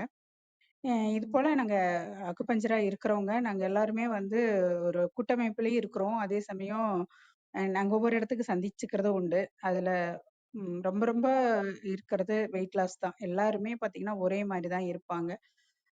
எங்களுக்கு வேணுங்கிறது எவ்வளவுதான் ஒரு வசதி வாய்ப்பு ஒரு இதுல இருந்தாலும் எங்களுக்கு வேணுங்கிறது உடுத்திக்க உடை ஒரு 4 நாள் அதே மாதிரி எளிமையான உணவு முறை, எளிமையான பயணம். இது மட்டுமே எங்களுக்கு இந்த பிரபஞ்சம் தங்க விதிகள் கொடுத்தது போல இந்த பிரபஞ்சம் எங்களுக்கு மனசுக்குள்ள அவ்வளோ ஒரு எதுக்குமே ஒரு பெருசா இது படுத்தாம எங்க மனசையும் எங்க உடம்பையும் கொண்டுட்டு போயிட்டு இருக்கிற அந்த அக்குபஞ்சர் மருத்துவத்தை கத்துக்கிட்டு எங்களுக்கு கொண்டு வந்து சேர்த்துன குருமார்களுக்கு நிச்சயமா நன்றி சொல்லணும். நிறைய நிறைய நன்றிகள் பல. ஆஹ் உம் தங்க விதிகள்ல வந்து நிறைய மனசை பத்தி தான் நிறைய சொன்னாங்க. இதுக்குள்ள கொஞ்சம் வந்து நீங்க ஒரு ஒரு 4 நாள் வகுப்பு கூட இருக்கு, அதை கத்துக்கிட்டீங்க அப்படின்னா உங்க மனசை வந்து எந்த அளவுக்கு ரிலாக்ஸ் ஆகுது அப்படிங்கறத நீங்க புரிஞ்சுக்க முடியும். எல்லாமே ரிலாக்ஸா தான் இருக்கிறோம், எந்த ஒரு இதுவுமே இல்லாம இருக்கும்னு தான் என்னோட பிரார்த்தனையா வேண்டுதலையாவும் இருந்துட்டு இருக்கு. மழைநீரை பத்தி சொன்னாங்க. நிச்சயமா மழைநீரை குடிக்கிறப்ப இளநீர் குடிக்கிறதுக்கு சமமா இருக்கும். எங்க வீட்ல எல்லாம் 8, 9 வருஷமா மழைநீர் தான் சேகரிச்சு குடிச்சிட்டு இருக்கிறோம். அதை நீங்க இந்த மழை காலம் வருது, முதல் மழையை விட்டுருங்க, 2வது மழையில இருந்து மழைநீர் சேகரிக்கான ஏதாவது ஒரு வழிமுறை பண்ணுங்க, நிச்சயமா முடியும். அந்த மழைநீர் வந்து நாங்க எப்படி நீங்க வந்து மேல டேங்க்கு இது மொட்டை மாடி எல்லாம் ஃப்ரீ இதா இருக்கு, அதுல நீங்க இது பண்ண முடியுது அப்படி இப்படி இல்ல.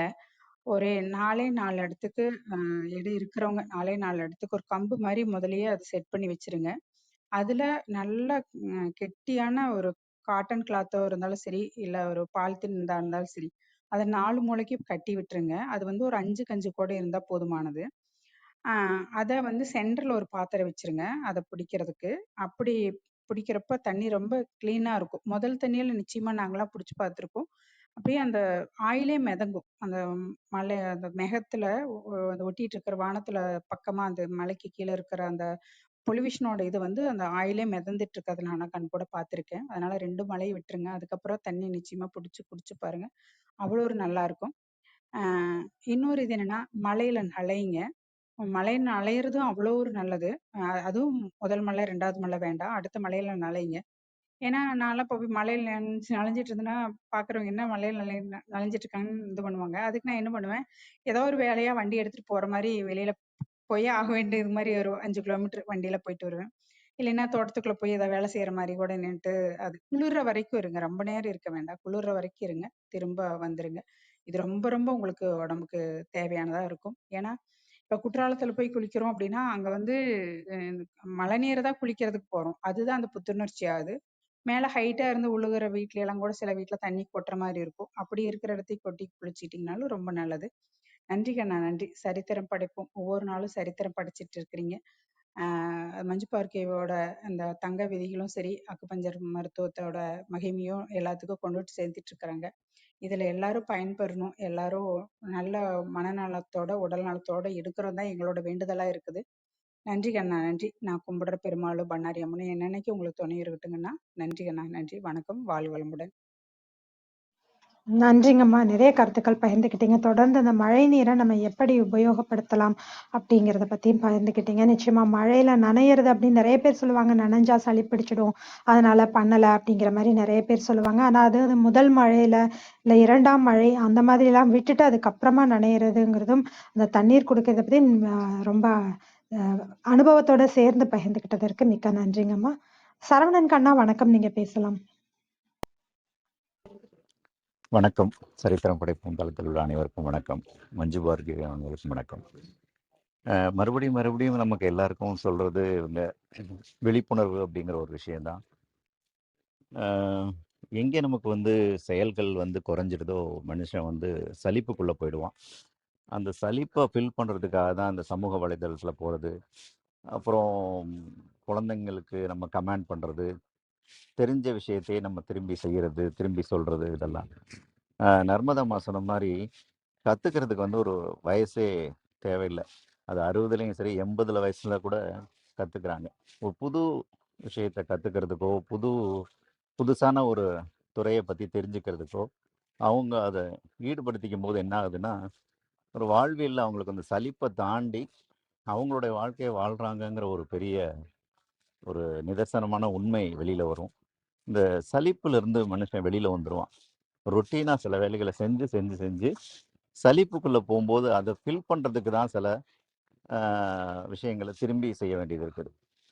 இந்த ஜாப்பனீஸ் கூட அதிக நாள் உயிர் வாழ்கிறதுக்கு என்ன ரீசன் அப்படின்னா, அவங்க இந்த இக்கிகைன்னு ஒரு ஃபார்முலா இது பண்ணுவாங்க. என்னென்னா, எந்த வேலையும் யார்கிட்டையும் கமாண்ட் பண்ணி எதையும் செய்கிறதில்ல. எல்லா வேலையும் சின்ன சின்ன வேலையாக இருந்தாலும் அவங்களே வந்து அத செஞ்சு செஞ்சு தான் வந்து அத செயலா தான் இருப்பாங்க முக்கியமா. இப்ப நம்மலாம் என்ன பண்ணுவோம், கொஞ்சம் இதாயிட்டோம்னா வீட்டுக்குள்ள வந்தோனே, தண்ணி கொண்டு வான்னுவோம், இல்ல ஃபேன போடுன்னுவோம். ஏதாவது இது மாரி சொல்லிட்டே இருக்கோம் இல்லையா? இதுதான் வந்து நம்மள வந்து ஒரு இடத்துல நிப்பாட்டி, இந்த பக்கம் திசை திருப்பி விட்டு சலிப்புக்குள்ள நம்மள கொண்டு போறது. இத ஸ்டாப் பண்ணிட்டு நம்மளுடைய அ வேலைகள் எல்லாமே செயலா மாறுச்சுன்னா, அதுலேருந்து அவங்களுக்கு வந்து ஒரு மன அழுத்தம் வராது. நெறைய இந்த காதல் தோல்வியிலயோ, இல்ல வந்து குடும்ப பிரச்சனையிலயோ இருந்தவங்கலாம் வந்து டக்குன்னு வேற ஏதோ மாறணும் அப்படின்னா, ஒண்ணு புஸ்தகத்துக்குள்ள குதிச்சிரணும். அதுக்குள்ள போய் அதுலேருந்து அவங்க வெளியில வரும்போது, அவங்களுடைய அது ஒரு மீட்சி இருக்கும். அ ஏன்னா அவங்க வந்து தன்ன மறக்குறாங்க, அந்த ஒரு விஷயத்துல. இல்லைன்னா, தொடர் செயல்கள்ல அவங்க வந்து ஈடுபடணும். சின்ன சின்ன வேலைகளையும் அவங்க ஆட்டோமேட்டிக்கா அந்த விஷயங்கள்லேருந்து வெளியில வருவாங்க. ஸோ பொதுவாவே செயல்கள் தான் மனுஷன வந்து அடுத்த பரிமாணத்துக்கு கொண்டு போகுது. இப்போ பாதி நேரத்துல நம்ம நிப்பாட்டிர்றோம். அது அந்த இடம் தான் நம்ம யோசிக்க வேண்டிய இடமா இருக்கு. இவங்களுடைய உரை இந்த 5 தங்க விதிகள் ரொம்ப அருமையா இருந்தது. ஏன்னா, அத வந்து நம்ம செய்யணும் அப்படிங்கிற ஒரு விஷயம் நமக்கு வந்து ஆழமா பதிஞ்சிருது. ஏன்னா, ஒரு தடவ, 2 தடவ சொன்னா தான் நம்ம எதையும் செய்ய மாட்டோமே. திரும்பி, திரும்பி, திரும்பி நம்மள யாராவது சொல்லிக்கிட்டே இருக்கணும். எங்க இருந்தாவது நம்ம கேட்டுக்கிட்டே இருக்கணும். அப்பதான் அத செய்யறத பத்தின ஒரு யோசனைக்கே வருவோம். அதுக்கப்புறமா தான் நம்ம செய்யவே ஆரம்பிப்போம். அது செய்ய ஆரம்பிச்சதுக்கு அப்புறம் தான் அதோட உணர்வு எப்படி இருக்கு? அது தர்ற மாற்றம் என்ன இருக்கு? அப்படிங்கிறத நம்மள உணர முடியும். இது எல்லாமே காரணம் வந்து நம்மள லிமிட் பண்ணிக்க கூடாது. எதா இருந்தாலும் நம்மளால செய்ய முடியும். அ இந்த சடங்கு சம்பிரதாய ரீதியா நமக்கு இது முடியாது. இது நம்மளால செய்ய வாக்கிங் போம்போது கூட சொன்னாங்க. நெறைய ரீசன்ஸ் ப்ரொடியூஸ் பண்ணுவோம். அதுல ஒரு முக்கியமான ரீசன் நாய் தொல்ல தாங்க முடியாது. என்ன பண்றதுன்னு உட்காந்துருவாங்க. இல்ல நான் ஷூ போட்டா தான் நடப்பேன்னுவாங்க. இந்த மாரி நெறைய இருக்குது. ஸோ ஒவ்வொரு ரீசனுக்கு பின்னாடியும் செயல தள்ளி போடுறோங்கிற ஒரு விழிப்புணர்வு நமக்கு இருக்கணும். அததான் இன்றைய உரையில கேட்டேன். ரொம்ப அருமையாவே இருந்தது. மழையில மழையில் ஒதுங்கி பேசிட்டு இருக்கேன். ஏன்னா, மிஸ் பண்ணிறக்கூடாதுன்னு அப்பப்போ வர்றது. ஆனா, அப்பயும் நம்மளால இந்த சூழ்நிலை வந்து ஏதாவது ஒரு விஷயத்துல தடையா நிக்கும்போது, தடைகள உடைச்சு வரணும் அப்படிங்கிறது தானே. இந்த சின்ன சின்ன விஷயத்துல நம்ம செய்யலைன்னா என்ன நம்ம என்ன மலைய குடைஞ்சு ட்ரெயினா விட போறோம்? அது கிடையாது. நம்ம செய்ற வேலைய நம்ம செய்றோம். அதுக்கு என்ன தடையா இருக்கோ, அத நம்ம வந்து ஒதுக்கி வைக்கிறோம். முடிந்த வரைக்கும் என்னோட வாத்தியார் சொல்லுவாரு, "come with result not with reason" அப்படின்னு. அப்போ அத சொல்லும்போதே என்ன ரீசன் ப்ரொடியூஸ் பண்ண போறோம்னு நமக்கு தெரிஞ்சிரும். அதை அத வேண்டாம் அப்படின்னு நம்ம மனசு சொல்லும்போது, நம்ம நம்மளை அறியாமலே அடுத்த கட்டத்துக்கு நம்ம தள்ளப்பட்டிருப்போம். ஸோ அந்த விஷயங்கள்லாம் எனக்கு ஞாபகம் வந்தது. அம் சிறந்த சொல் வந்து செயல் தான் அப்படிங்கிறது. நம்ம எடுத்துக்கிட்டோம்னா, மன உளைச்சல், மன அலர்ச்சி இதிலிருந்து எப்போதும் தப்பிச்சுப்போம். நம்மள பார்க்குறவங்களுக்கும் நம்ம ஒரு முன்னுதாரணமா இருப்போம். நன்றி, வணக்கம். வாய்ப்புக்கு நன்றி. மிக்க நன்றிங்க சரவணன் கண்ணா. நீங்க சொன்ன மாதிரி ரீசன்ஸ் கொடுக்கக்கூடாது. ரிசல்ட் அப்படிங்கிறது நமக்கு ரொம்ப முக்கியம். அதுக்கு நம்ம தொடர்ந்து இந்த விஷயங்களை ஃபாலோ பண்ணிட்டே இருக்கணும் அப்படிங்கறனால தான் திரும்ப திரும்ப அந்த விஷயங்களை நம்ம சொல்றோம். ஏன்னா 1, 2 நம்ம விட்டுட்டோம், இல்ல பண்ண முடியல அப்படின்னாலும் திரும்ப திரும்ப நமக்குள்ள நினைவூட்டிக்கிட்டே இருக்கணும். மிக்க நன்றி. உங்கள் அன்பான வாழ்த்துக்கும் கருத்துக்களுக்கும் நன்றி. நம்ம இன்னைக்கு ஆரோக்கியம் அதுல உடல் எடை அதை பத்தி நம்ம பேசிட்டு இருக்கோம். ஜென் சவுந்தர் சார், நீங்க பேசலாம். வணக்கம். எவருக்கும் இனிய காலை வணக்கம். நீங்கள் இதுக்கு முன்னாடி என்ன பேசுனீங்க? நான் இப்போ தான் வந்து என்னால் கவனிக்க முடியல. கொஞ்சம் நான் என்ன பேசணுங்கிறத கொஞ்சம் சொல்ல முடியுமா நீங்கள்? இன்னைக்கு ஆரோக்கியம் அத்தியாவசியம் அப்படிங்கிற தலைப்புல உடல் எடை அதை எப்படி சரியாக உணவு, உறக்கம், நீர், மனம் இதெல்லாம் வச்சு எப்படி நம்ம சரியாக மெயின்டைன் பண்றது அப்படிங்கறத பத்தி பேசிட்டு இருந்தோம் சார். Okay okay, சரிட்டுங்க. நீங்கள் அது முதல்ல இருந்து வந்திருந்தா இன்னுமே கொஞ்சம் குவாலிட்டியாக இருக்கும் நம்ம பேசுகிறது. நான் இடையில வந்ததுனால சில குறைபாடுகள் இருக்கும். அதில் நீங்கள் மன்னிச்சுக்கணும். ஏன்னா அதோட தொடர்ச்சி என்கிட்ட இருக்கிறத முடியாது. நான் எனக்கு தோன்றதை நான் சொல்கிறேன், ஓகேங்களா? என்னோட எக்ஸ்பீரியன்ஸை நான் சொல்கிறேன். நான் வந்து ஒரு புக் எழுதியிருக்கேன். 3 புக்கில் ஒரு புக் என்னென்னா உடல் உணர்வு மொழி. உடல் ஒன்று பேசுது. நம்ம ஏன் அதாவது இன்சிஸ்ட் அப்படின்னு சொல்கிறாங்க. அதாவது உள்ளுணர்வு, உடல் சார்ந்த உள்ளுணர்வு, மனம் சார்ந்த உள்ளுணர்வுன்னு 2 உள்ளுணர்வு இருக்கு. நம்ம உடல் சார்ந்த உள்ளுணர்வு நம்மகிட்ட இருக்குது, ஆனா இல்ல. இந்த 5 பெருசா 6 பெருசான்னா, இந்த 6 விட 5 தான் பெருசு. 5 தான் கரெக்டா இருக்கு.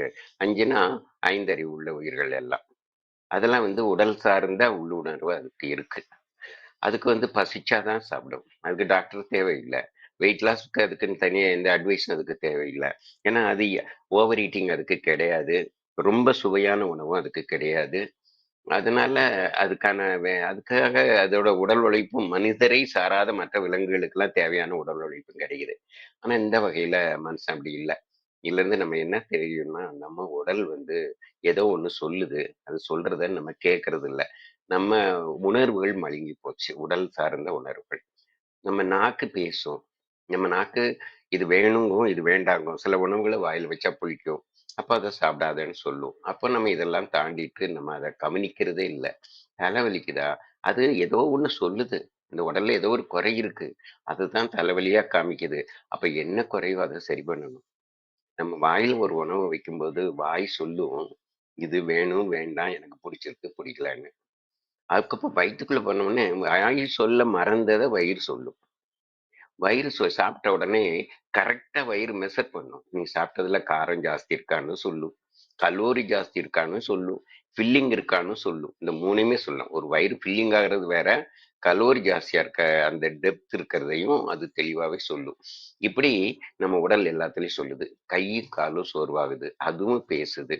இப்போ உடல் உள்ள ஒவ்வொரு உறுப்பும் தன்னை பற்றி பேசுறத நம்ம கொஞ்சம் கவனமா கவனிக்க ஆரம்பிக்கணும். நம்மளால ஏன் கவனிக்க முடியலன்னா, நம்ம மண்டையில ரொம்ப விரிஞ்சு போச்சு. அதுக்குள்ள நிறைய ஏத்தி வச்சிருக்கோம். நிறைய பிரச்சனைகளை வச்சிருக்கோம். நிறைய போராட்டம் வச்சிருக்கோம். எதுக்குதான் இதெல்லாம் பண்றோன்னே தெரியாம என்னென்னமோ பண்ணிட்டு இருக்கோம். அப்போ இதுக்கு நம்ம டென்ஷனா இருக்கிறதுனால, இந்த உடல் என்ன சொல்லுதோ அதை நம்ம கேட்கறது இல்ல. இதுதான் நம்மளுடைய எல்லா பிரச்சனைக்கும் காரணம்.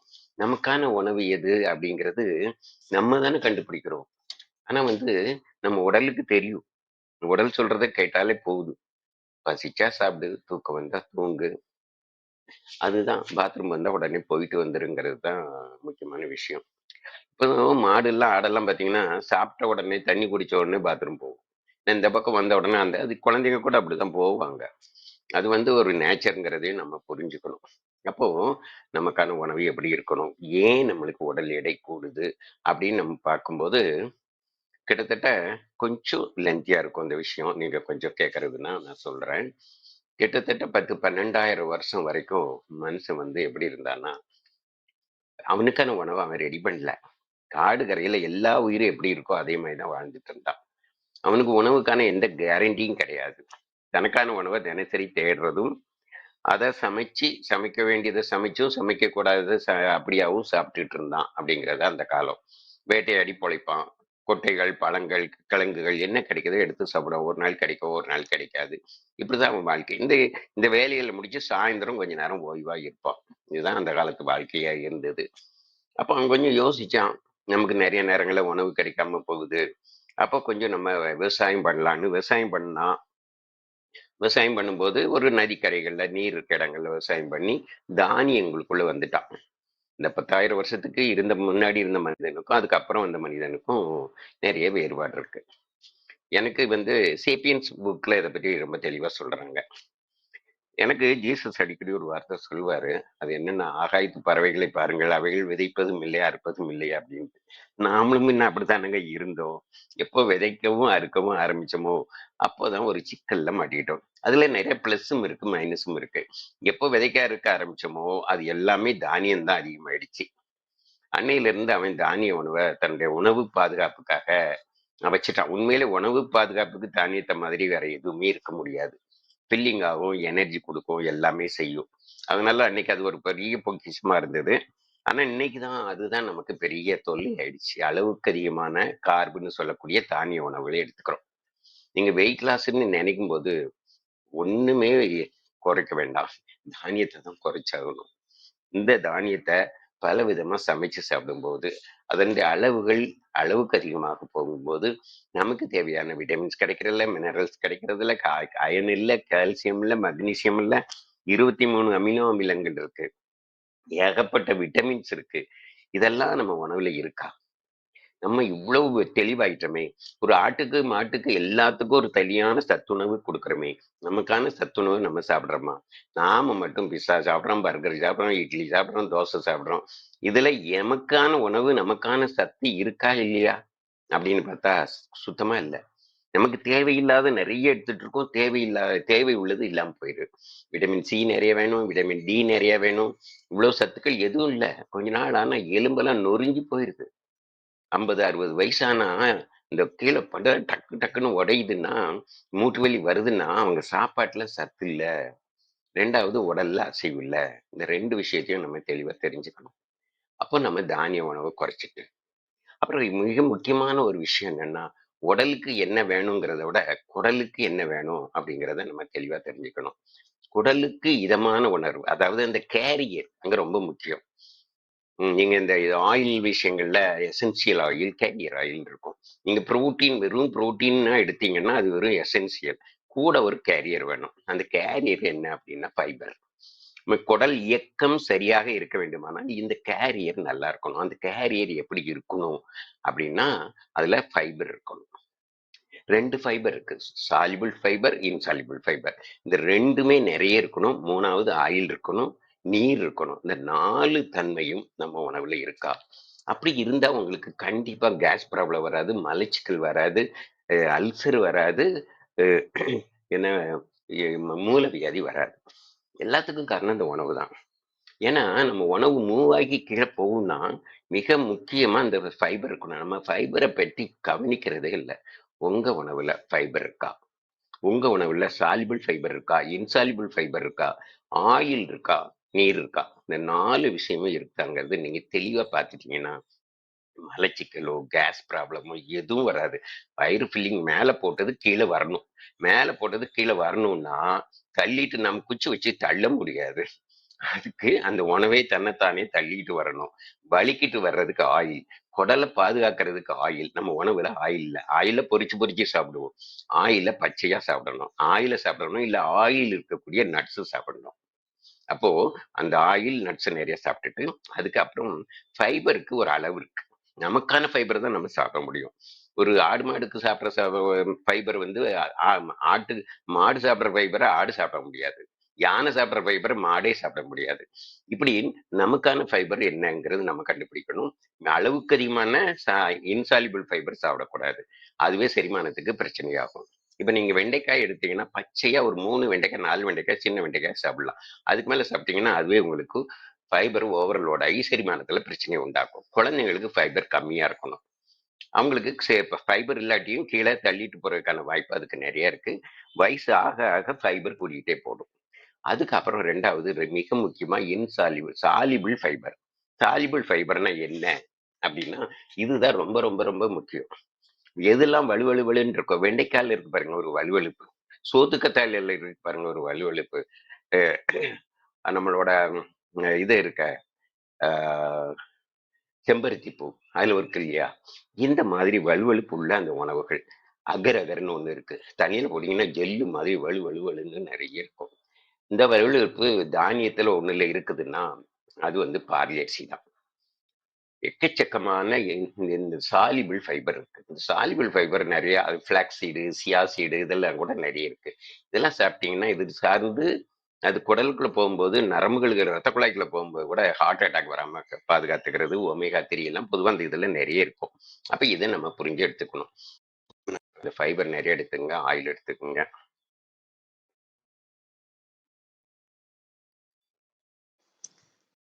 இந்த ஒரு தெளிதலோட நம்ம உரம் எடுத்துட்டோம்னா முதல்ல குடல் நல்லா வச்சுக்கலாம்.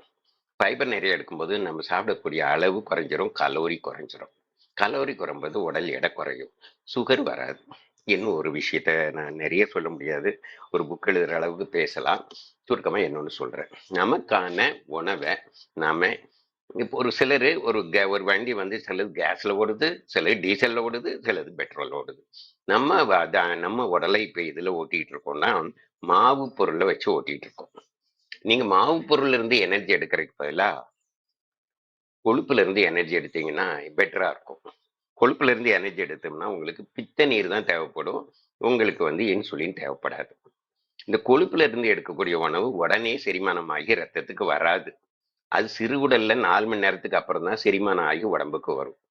கொழுப்பான உணவுகளை நம்ம எடுக்க பழகிக்கணும். நம்ம கொழுப்பை கண்டா பயந்துக்கிறோம். கொழுப்புனால் கொழுப்பு வராது. கொழுப்பை உருவாக்குவது நம்ம உடல் தான். அது சில தேவைகளுக்காக உருவாக்குது. யார் வந்து பாவ பொருளை நிறைய எடுத்துக்கிறாங்களோ அவங்களுக்கு தான் கொழுப்பு அதிகமாக உருவாக்கப்படும். அதனால நீங்க கொழுப்பான உணவுகளை எடுத்துங்க. ஒரு நேரம் சாப்பிட்டீங்கன்னா, காலைல சாப்பிட்டீங்கன்னா நைட்டு வரைக்கும், சாயந்தரம் வரைக்கும் பசிக்கவே பசிக்காது. இடையில இந்த தூண்டுதல் இருக்கு இல்லையா, அந்த மாதிரியான ஒரு இது உங்களுக்கு இடையில ஒரு காலைல இட்லி சாப்பிட்டீங்கன்னா ஒரு 10 மணி 11 மணிக்கு நீங்க ஏதாவது பஜ்ஜி சாப்பிடணும், டீ குடிக்கணும். இந்த மாதிரி பழக்கங்கிறதே தப்புன்ற. இன்டர்மீடியன்ட் ஃபாஸ்டிங் நீங்க காலையில உணவு எடுத்தீங்கன்னா சாயந்தரம் வரைக்கும் ஒரு டீ கூட குடிக்காம இருந்தீங்கன்னா உங்களுடைய நீங்க எந்த டாக்டர்டையும் போய் அட்வைஸ் கேட்கணும் தேவையில்லை. இதுதான் கார்பு உணவு குறைச்சிட்டு கொழுப்பு உணவையும் புரோட்டீன் உணவையும் நீங்க நிறைய எடுக்கணும். இந்த மாதிரியான கொழுப்பு புரோட்டீன் உணவு தான் எதுல இருக்கு? நான்வெஜ்ல நிறைய இருக்கு. நான்வெஜ்ஜை விட்டா வேற எதுல இருக்குன்னா நட்ஸ்ல தான் இருக்கு. நான் சில நட்ஸ் சில குருவிகள் ஆயிரக்கணக்கான கிலோமீட்டர் பறக்கக்கூடிய அந்த பறவைகள், குருவில பறவைகள் என்ன சாப்பிடுது அப்படின்னு பார்க்கும்போது நிறைய சில பறவைகள் வந்து மீன் சாப்பிடுது, சில பறவைகள் வந்து நட்ஸ் சாப்பிடுது. என்னன்னா சில லட்சக்கணக்கான விலைக்கு சில பறவைகளை வீட்டுல வளர்க்குறாங்க. அவங்களுக்கு அவங்க என்ன நட்ஸ் கொடுக்குறாங்கன்னு நான் பார்த்தப்போ பீகான் நட்டுன்னு ஒண்ணு இருக்கு, பைன் நட்டுன்னு இருக்கு. இதெல்லாம் 3000 5000 விலை. அப்புறம் பிரேசில் நட்ஸ்ன்னு இருக்கு, அது கிட்டத்தட்ட 2500 ரூபாய்க்கு மேல இருக்கும். இப்படியான நட்ஸ்ல எல்லாம் நிறைய சத்துக்கள் இருக்கு, கொழுப்பு இருக்குது. ஒரு நேரம் சாப்பிட்டா நீண்ட நேரம் தாக்கு பிடிக்கக்கூடிய தன்மையை கொடுக்கக்கூடியது. அப்ப நீங்க வெயிட் லாஸ் பண்ணா என்ன பண்ணணும்? சும்மா சாப்பாடு குறைக்க கூடாது. சும்மா வெஜிடபிள் காய்கறியும் பழமும் சாப்பிட்டா போதும்னு நினைச்சீங்கன்னா, சிலர் வெறும் காய்கறி பழத்தை சாப்பிட்டு நிறைய பேர் ரொம்ப மோசமான கண்டிஷனுக்கு போயிருக்காங்கிறத நான் பார்த்திருக்கேன். அதனால கொழுப்பு உணவுகளை நிறைய எடுங்க, காய்கறி பழமும் கூட எடுங்க. இப்படிதான் நான் சொல்ல வரேன். நீங்க நான்வெஜ் எடுக்கலைன்னா நட்ஸ் எடுக்கணும். நட்ஸ் எடுக்கும்போது ஒரு நான்வெஜ் மாதிரி எல்லா புரோட்டீனும் ஒரு நட்ஸ்ல கிடைக்காது. இதனால மிக்ஸ் பண்ணி எடுக்கணும். அப்போ உங்க உணவுல நட்ஸு, நல்ல ஃபைபரு, தேவைப்பட்ட சில ஆன்டி ஆக்சிடென்ட் உள்ள நல்ல உணவுகள், புதினா, கொத்தமல்லி, நம்ம வெந்தயம், இப்படி ஏகப்பட்ட மருந்து தான் நம்ம கிட்ட இருக்கு. அதெல்லாம் நம்ம நல்லா சேர்த்துக்க தான் செய்யறோம். அதெல்லாம் சேர்த்ததுனால தான் நம்ம இந்த அளவுக்கு இருக்கிறோம். இவ்வளவு மோசமான சாப்பாடு சாப்பிட்டும் நல்லா இருக்க காரணம் நம்ம நிறைய உணவுகள்ல நிறைய மருந்து இருக்கிறது ஒரு காரணம். ஓகே, அப்போ நம்ம இதை மட்டும் நம்ம புரிஞ்சுட்டோம்னா அழகா இருக்கும். அதுக்கப்புறம் நம்ம என்ன பண்ணணும்னா, நீங்க என்னதான் சாப்பாடு சாப்பிடுங்க, என்னதான் இறுக்கமா ரொம்ப ஒழுக்கமா சாப்பாடு சாப்பிடுறேன்னு நீங்க சாப்பிட்டுட்டு மனசு சரியில்லைன்னு ஒண்ணுமே பண்ண முடியாது. சிரிக்கணும், நல்லா சிரிக்கணும், உளுந்து உளுந்து சிரிக்கணும், செயற்கையா சிரிக்கணும், சிரிக்கிறத பழக்கமாக்கணும். நீங்க எந்த மூடியா இருந்தாலும் சரி, எந்த இன்ட்ராவிட்டா இருந்தாலும் சரி, சிரிச்சு சிரிச்சு சிரிச்சு அதுல இருந்து வெளியே வரணும். இதுக்கு ஒரு நாளைக்கு 10 நிமிஷமாவது நீங்க சிரிக்கணும். நீங்க குரூப்பை சேர்த்தணும்னு தேவையில்லை, நீங்க தனிமையிலேயாவது சிரிக்கணும். இதுக்குன்னே தான் நான் ஒரு டிசைன் பண்ணி வச்சிருக்கேன், திரிசூலம்னு ஒரு பயிற்சி. படுத்துட்டு சிரிக்கணும், ரொம்ப நேரம் சரி. ஒரு 3 ட்ரிப்பா 3 நிமிஷமா அதுல ஒரு பயிற்சியில கொடுத்துருக்கேன். முதல்ல சிரிக்கணும், அப்புறம் பிரீத் பண்ணணும், அதுக்கப்புறம் பயிற்சி பண்ணணும், அப்புறம் சிரிக்கணும். இப்படியே கிட்டத்தட்ட 15 நிமிஷம் 20 நிமிஷம் நீங்க பண்ணீங்கன்னா உங்களோட ஹார்ட் அட்டாக் வராது, ஸ்ட்ரோக் வராது. எல்லா உறுப்பும் சிரிப்பு மாதிரி ஒரு எக்ஸசைஸ். அது ஆன்மீகத்துக்கும் அதுதான், உடலுக்கும் அதான் நல்லது. அந்த சிரிப்பு உங்களை எப்பவுமே காப்பாத்துங்கிறத புரிஞ்சுக்கணும். வெயில்ல இருக்கணும், விட்டமின் டி நமக்கு வேணும். வெயில் மாதிரி எந்த விட்டமின் டியும் வெளியே காசு கொடுத்து வாங்குறாங்க, D3. இருந்தாலும் ரியலான வெயில்ல கிடைக்கிறது நமக்கு இல்லை. வெயிலோட விளையாடு, சிரிப்போட வாழ்க்கை நடத்துக்கோ, உணவை கரெக்டா வச்சுக்கோ, அப்படிங்கிற அந்த விஷயங்களை நம்ம புரிஞ்சுக்கணும்.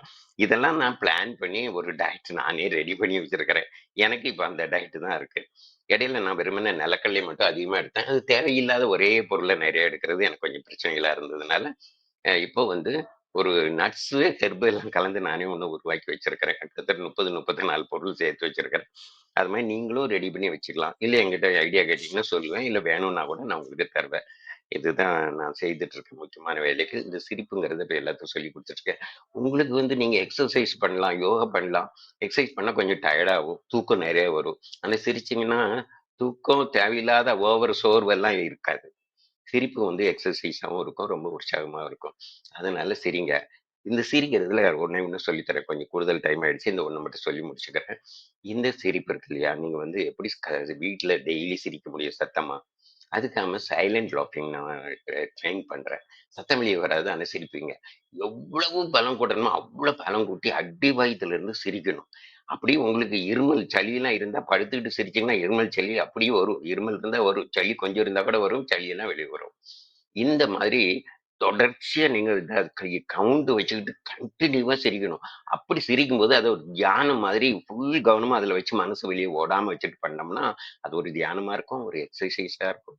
உடல்ல உள்ள நரம்புகளுக்கு அத்தனைக்கு ரத்தம் பாயிறது மட்டும் இல்ல, உங்க முகம் வந்து அப்படி ஒரு இளமையும் பிரகாசமும் எத்தனை கிரீம் போட்டாலும் வராத ஒரு விஷயம் வந்து அந்த சிரிப்புல இருந்து வருங்கிறத நான் பார்த்திருக்கேன். உங்க முடி முகம் அழகா இருக்கணும், உங்க ஹேர் நல்லா இருக்கணும், உங்க பிரெயின் நல்லா இருக்கணும், உங்களுக்கு ஹார்ட் நல்லா இருக்கணும், உங்களுடைய வாழ்க்கை அழகா இருக்கணும்னா சிரிக்கணும். எதையும் சுமக்க கூடாது. அடுத்தவங்களை பத்தியான வெறுப்புகளை நீங்க உடனடியா தூக்கி, யாரு எப்படி இருந்தாலும் யாரையுமே வெறுக்கக்கூடாது. வெறுக்காம இருந்த போதும் அன்பு தன்னை போல நமக்குள்ள வரும். அதனால வெறுப்பை வெளியே தள்ளிட்டு சிரிக்க பழகிட்டீங்கன்னா உணவே சரி பண்ணீங்க. வாழ்க்கைங்கிறது அவ்வளவு அற்புதமா இருக்கும். ஒவ்வொரு நாளும் இந்த வாழ்க்கைங்கிறது மிகப்பெரிய கிஃப்ட்டுங்கிறத நம்ம தெரிஞ்சுக்கணும். எல்லாத்துக்கும் மிக்க நன்றி. கிச்சன் ஒரு தகவல் வச்சுட்டு இருக்கேன். நாளைக்கு நான் பரப்புறேன். கொடைக்கானல்ல எங்களுக்கு ஒரு 3 நாள் கேம்ப் வச்சிருக்கிறோம்.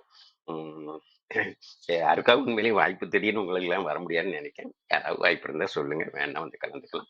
ரொம்ப அற்புதமான பயிற்சிகளை நம்ம சொல்லித்தர மாதிரி இருக்கும். மிக்க நன்றி. அருமையான வாய்ப்புக்கு கொஞ்சம் கூடுதல நான் டைம் எடுத்துட்டேன்னு நினைக்கிறேன். சரி, ஃபர்தர். Okay, thank you. நன்றிங்க சார். நிறைய கருத்துக்கள் உடல்நிலை சார்ந்து பகிர்ந்துக்கிட்டீங்க.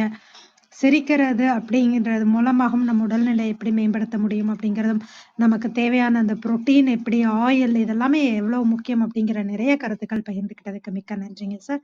அருள் சேவியர் சார், வணக்கம். நீங்க பேசலாம்.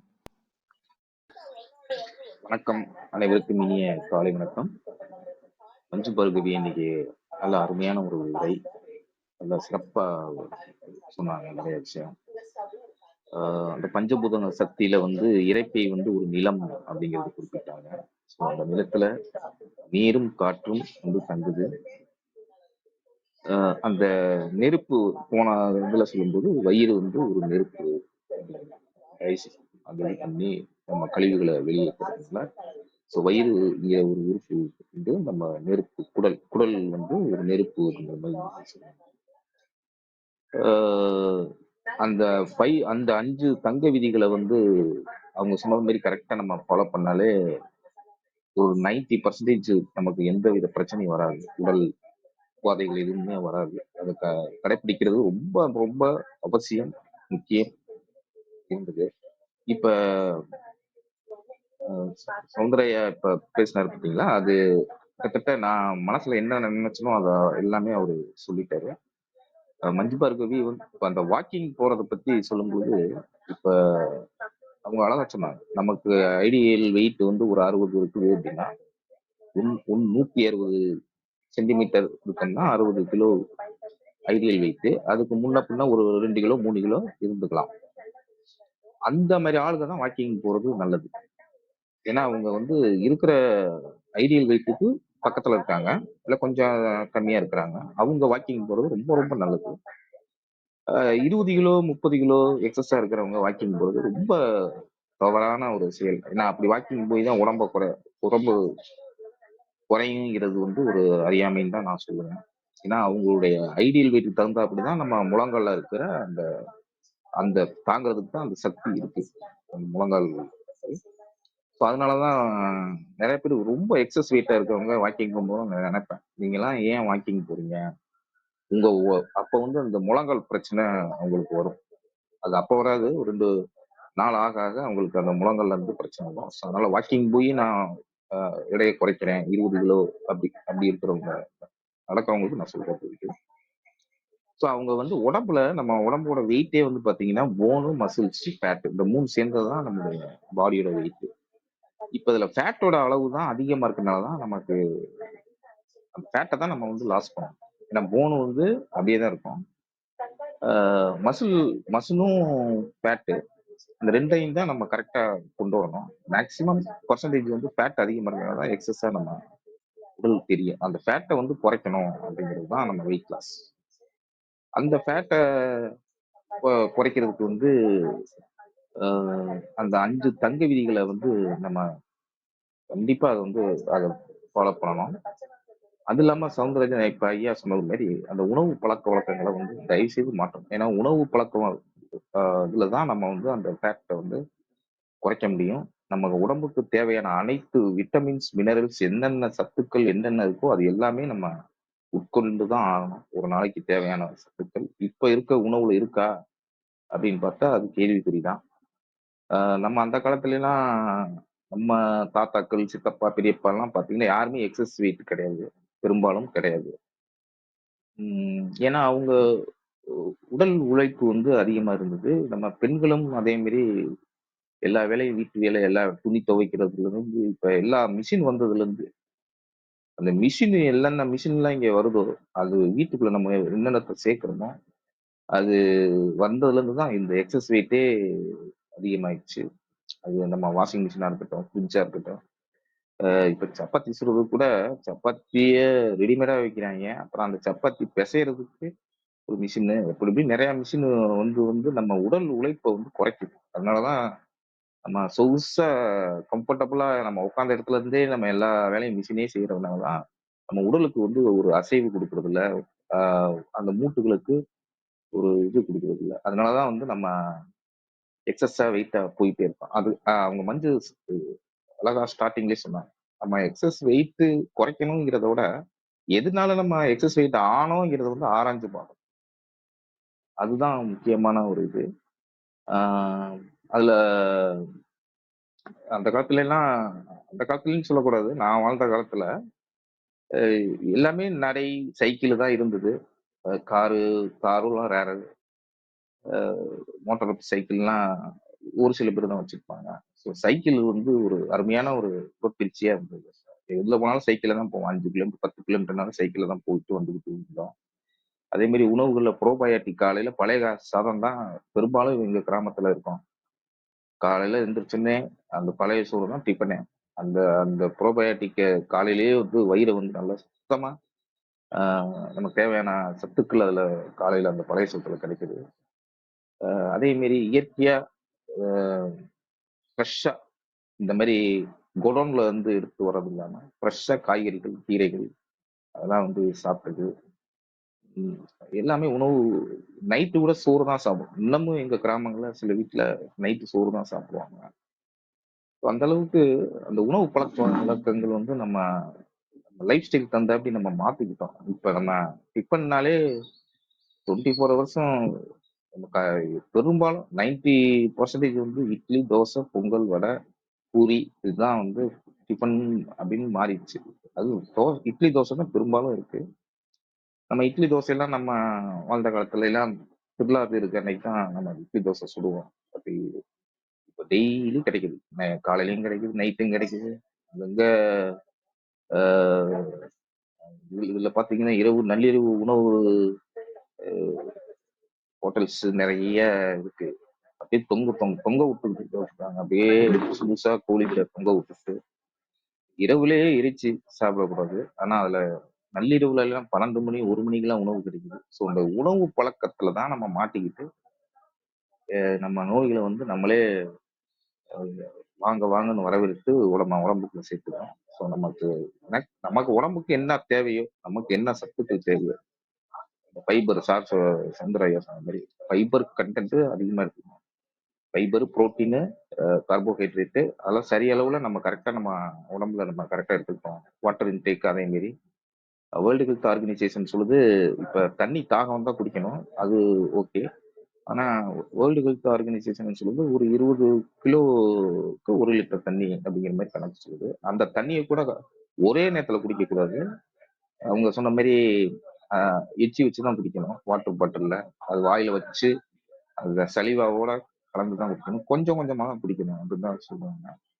அந்த மாதிரி தண்ணி குடிக்கிறதுல உணவை வந்து நல்ல மென்று சாப்பிட்றதுல இது இருந்தாலே நமக்கு உடல் உபாதைகள்ல இருந்து நம்ம வெளியே வந்துடலாம்.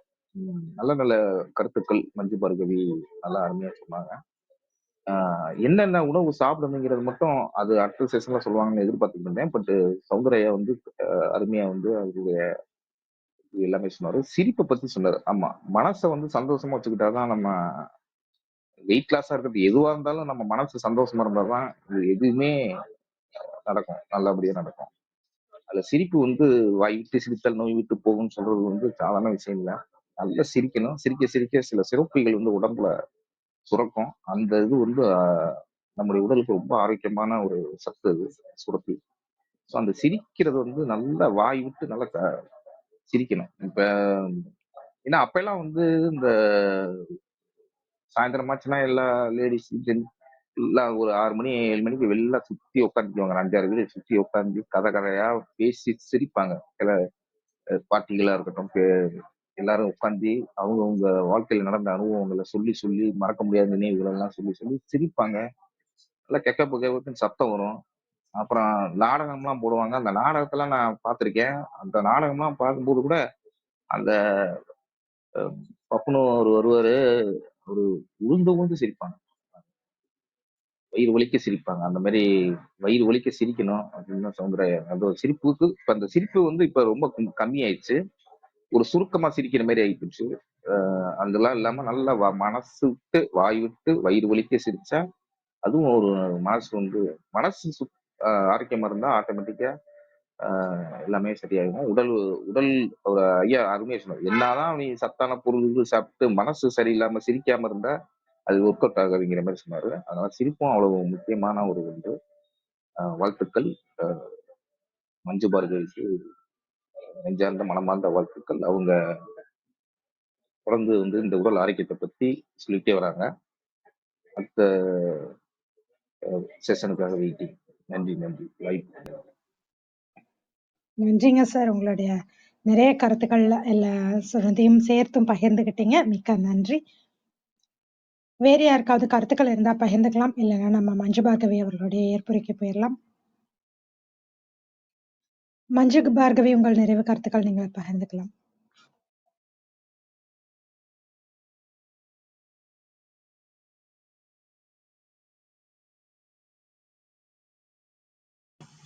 அனைவருக்கும் மீண்டும் ஒரு முறை காலை வணக்கம். வாழ்த்துக்கள் கூறிய அனைத்து அன்பு உள்ளங்களுக்கும் எனது மனமார்ந்த நன்றியை உரித்தாக்குகிறேன். அழகாக முதன்மை கருத்தை வழங்கிய கற்பகவள்ளி அவர்களுக்கும், நிகழ்ச்சி நெறியாளரான நமது ஆரோக்கிய பிரிட்டா அவர்களுக்கும், மற்றும் இங்கு கருத்துக்கள் தெரிவித்த சரவணக்கண்ணா மற்றும் சவுந்தரராஜன் ஐயா, அருள் சேவியர் சார், அதற்கு முன்னாடி சசிகுமார், இன்னொருத்தவங்க சொன்னாங்க, அவங்க பேர் எனக்கு கரெக்டா ராமராஜ் அவர்கள் சொன்னாங்க. ரொம்ப எளிமையான முறையில உடல் எடையை எப்படி குறைச்சிக்கலாம் அப்படின்றத இன்னைக்கு நம்ம பார்த்தோம். அதுலயும் நம்முடைய தோழர் சரவணக்கண்ணா அவர்கள் சொன்னாங்க, சிறந்த சொல் என்பது செயல் அப்படின்ட்டு. அந்த நம்ம இன்னைக்கு பார்த்த செய்திகளை செயலாக கொண்டு வரும்போது அனைத்தும் நமக்கு கைகூடும். மாற்றத்திற்கான வாசல் எக்காலத்தும் திறந்தே இருக்கிறது. அது உன்னிலிருந்து முதல் அடியை எடுத்து வைத்த அடுத்த கணம் அதனை அடைவதற்கான அனைத்து சக்திகளையும் பிரபஞ்சம் உங்களுக்காக உருவாக்கி கொண்டே இருக்கும். இதை உறுதியா நம்புங்க ஐயா அப்படின்னு இயற்கை விவசாய விஞ்ஞானி நம்மாழ்வார் அவர்கள் அடிக்கடி எடுத்து கூறுவார்கள். அதுபோல மாற்றம் என்பது நாம் எடுத்து வைக்கக்கூடிய முதல் அடியில் தான் தொடங்குகிறது. அதனை அடைவதற்கான அனைத்து சக்திகளையும் பிரபஞ்சம் நமக்காக உருவாக்கி கொண்டேதான் இருக்கு. அதை சில நேரங்கள்ல உணர மறுக்கிறோம், உணர தவறுகிறோம். உடலை உணர்வோம், இந்த பிரபஞ்சத்தை சுகமாக ஒரு விடயமாக எடுத்துக்கொண்டு வாழ்வை இன்னும் சிறப்பாக எடுத்து செல்லலாம் என்று கூறி இந்த வாய்ப்பினிற்கு பெரும் நன்றியை தெரிவித்துக் கொண்டு விடைபெறுகிறேன். நன்றி நன்றி. மிக்க நன்றிங்க மஞ்சு பார்கவி. நம்ம சொல் அல்ல செயல் ரொம்ப முக்கியம். கேட்குறோம், அதெல்லாம் பின்பற்றும் போதுதான் அந்த மாற்றத்தை நோக்கி நம்ம ஒரு முதல் அடி எடுத்து வைக்கணும்.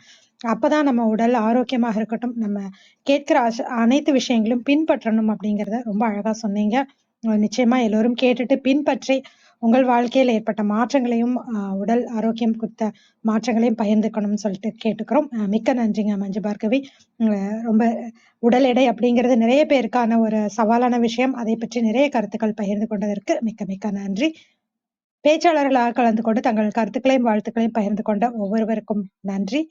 தொடர்ந்து பொறுமையாக கவனித்துக் கொண்டிருக்கும் அனைத்து கவனிப்பாளர்களுக்கும் நன்றி. குறுஞ்செய்தி வாயிலாக தங்கள் வாழ்த்துக்களை பகிர்ந்து கொண்ட ரவிச்சந்திரன் ஐயா, சித்ரா பாபு, பவளமணிமா, வனிதா வீரபாண்டியன் அனைவருக்குமே நன்றி. மீண்டும் நாளை காலை 6 மணிக்கு வாசிப்பை நேசிப்போம் தலைப்பில் கிருத்திகா ஸ்ரீதரன் அவர்களுடைய சிறப்புரையில் கலந்து கொள்ள வேண்டும் என்று அனைவரையும் அன்போடு கேட்டுக்கொண்டு விடைபெற்றுக் கொள்கிறோம்.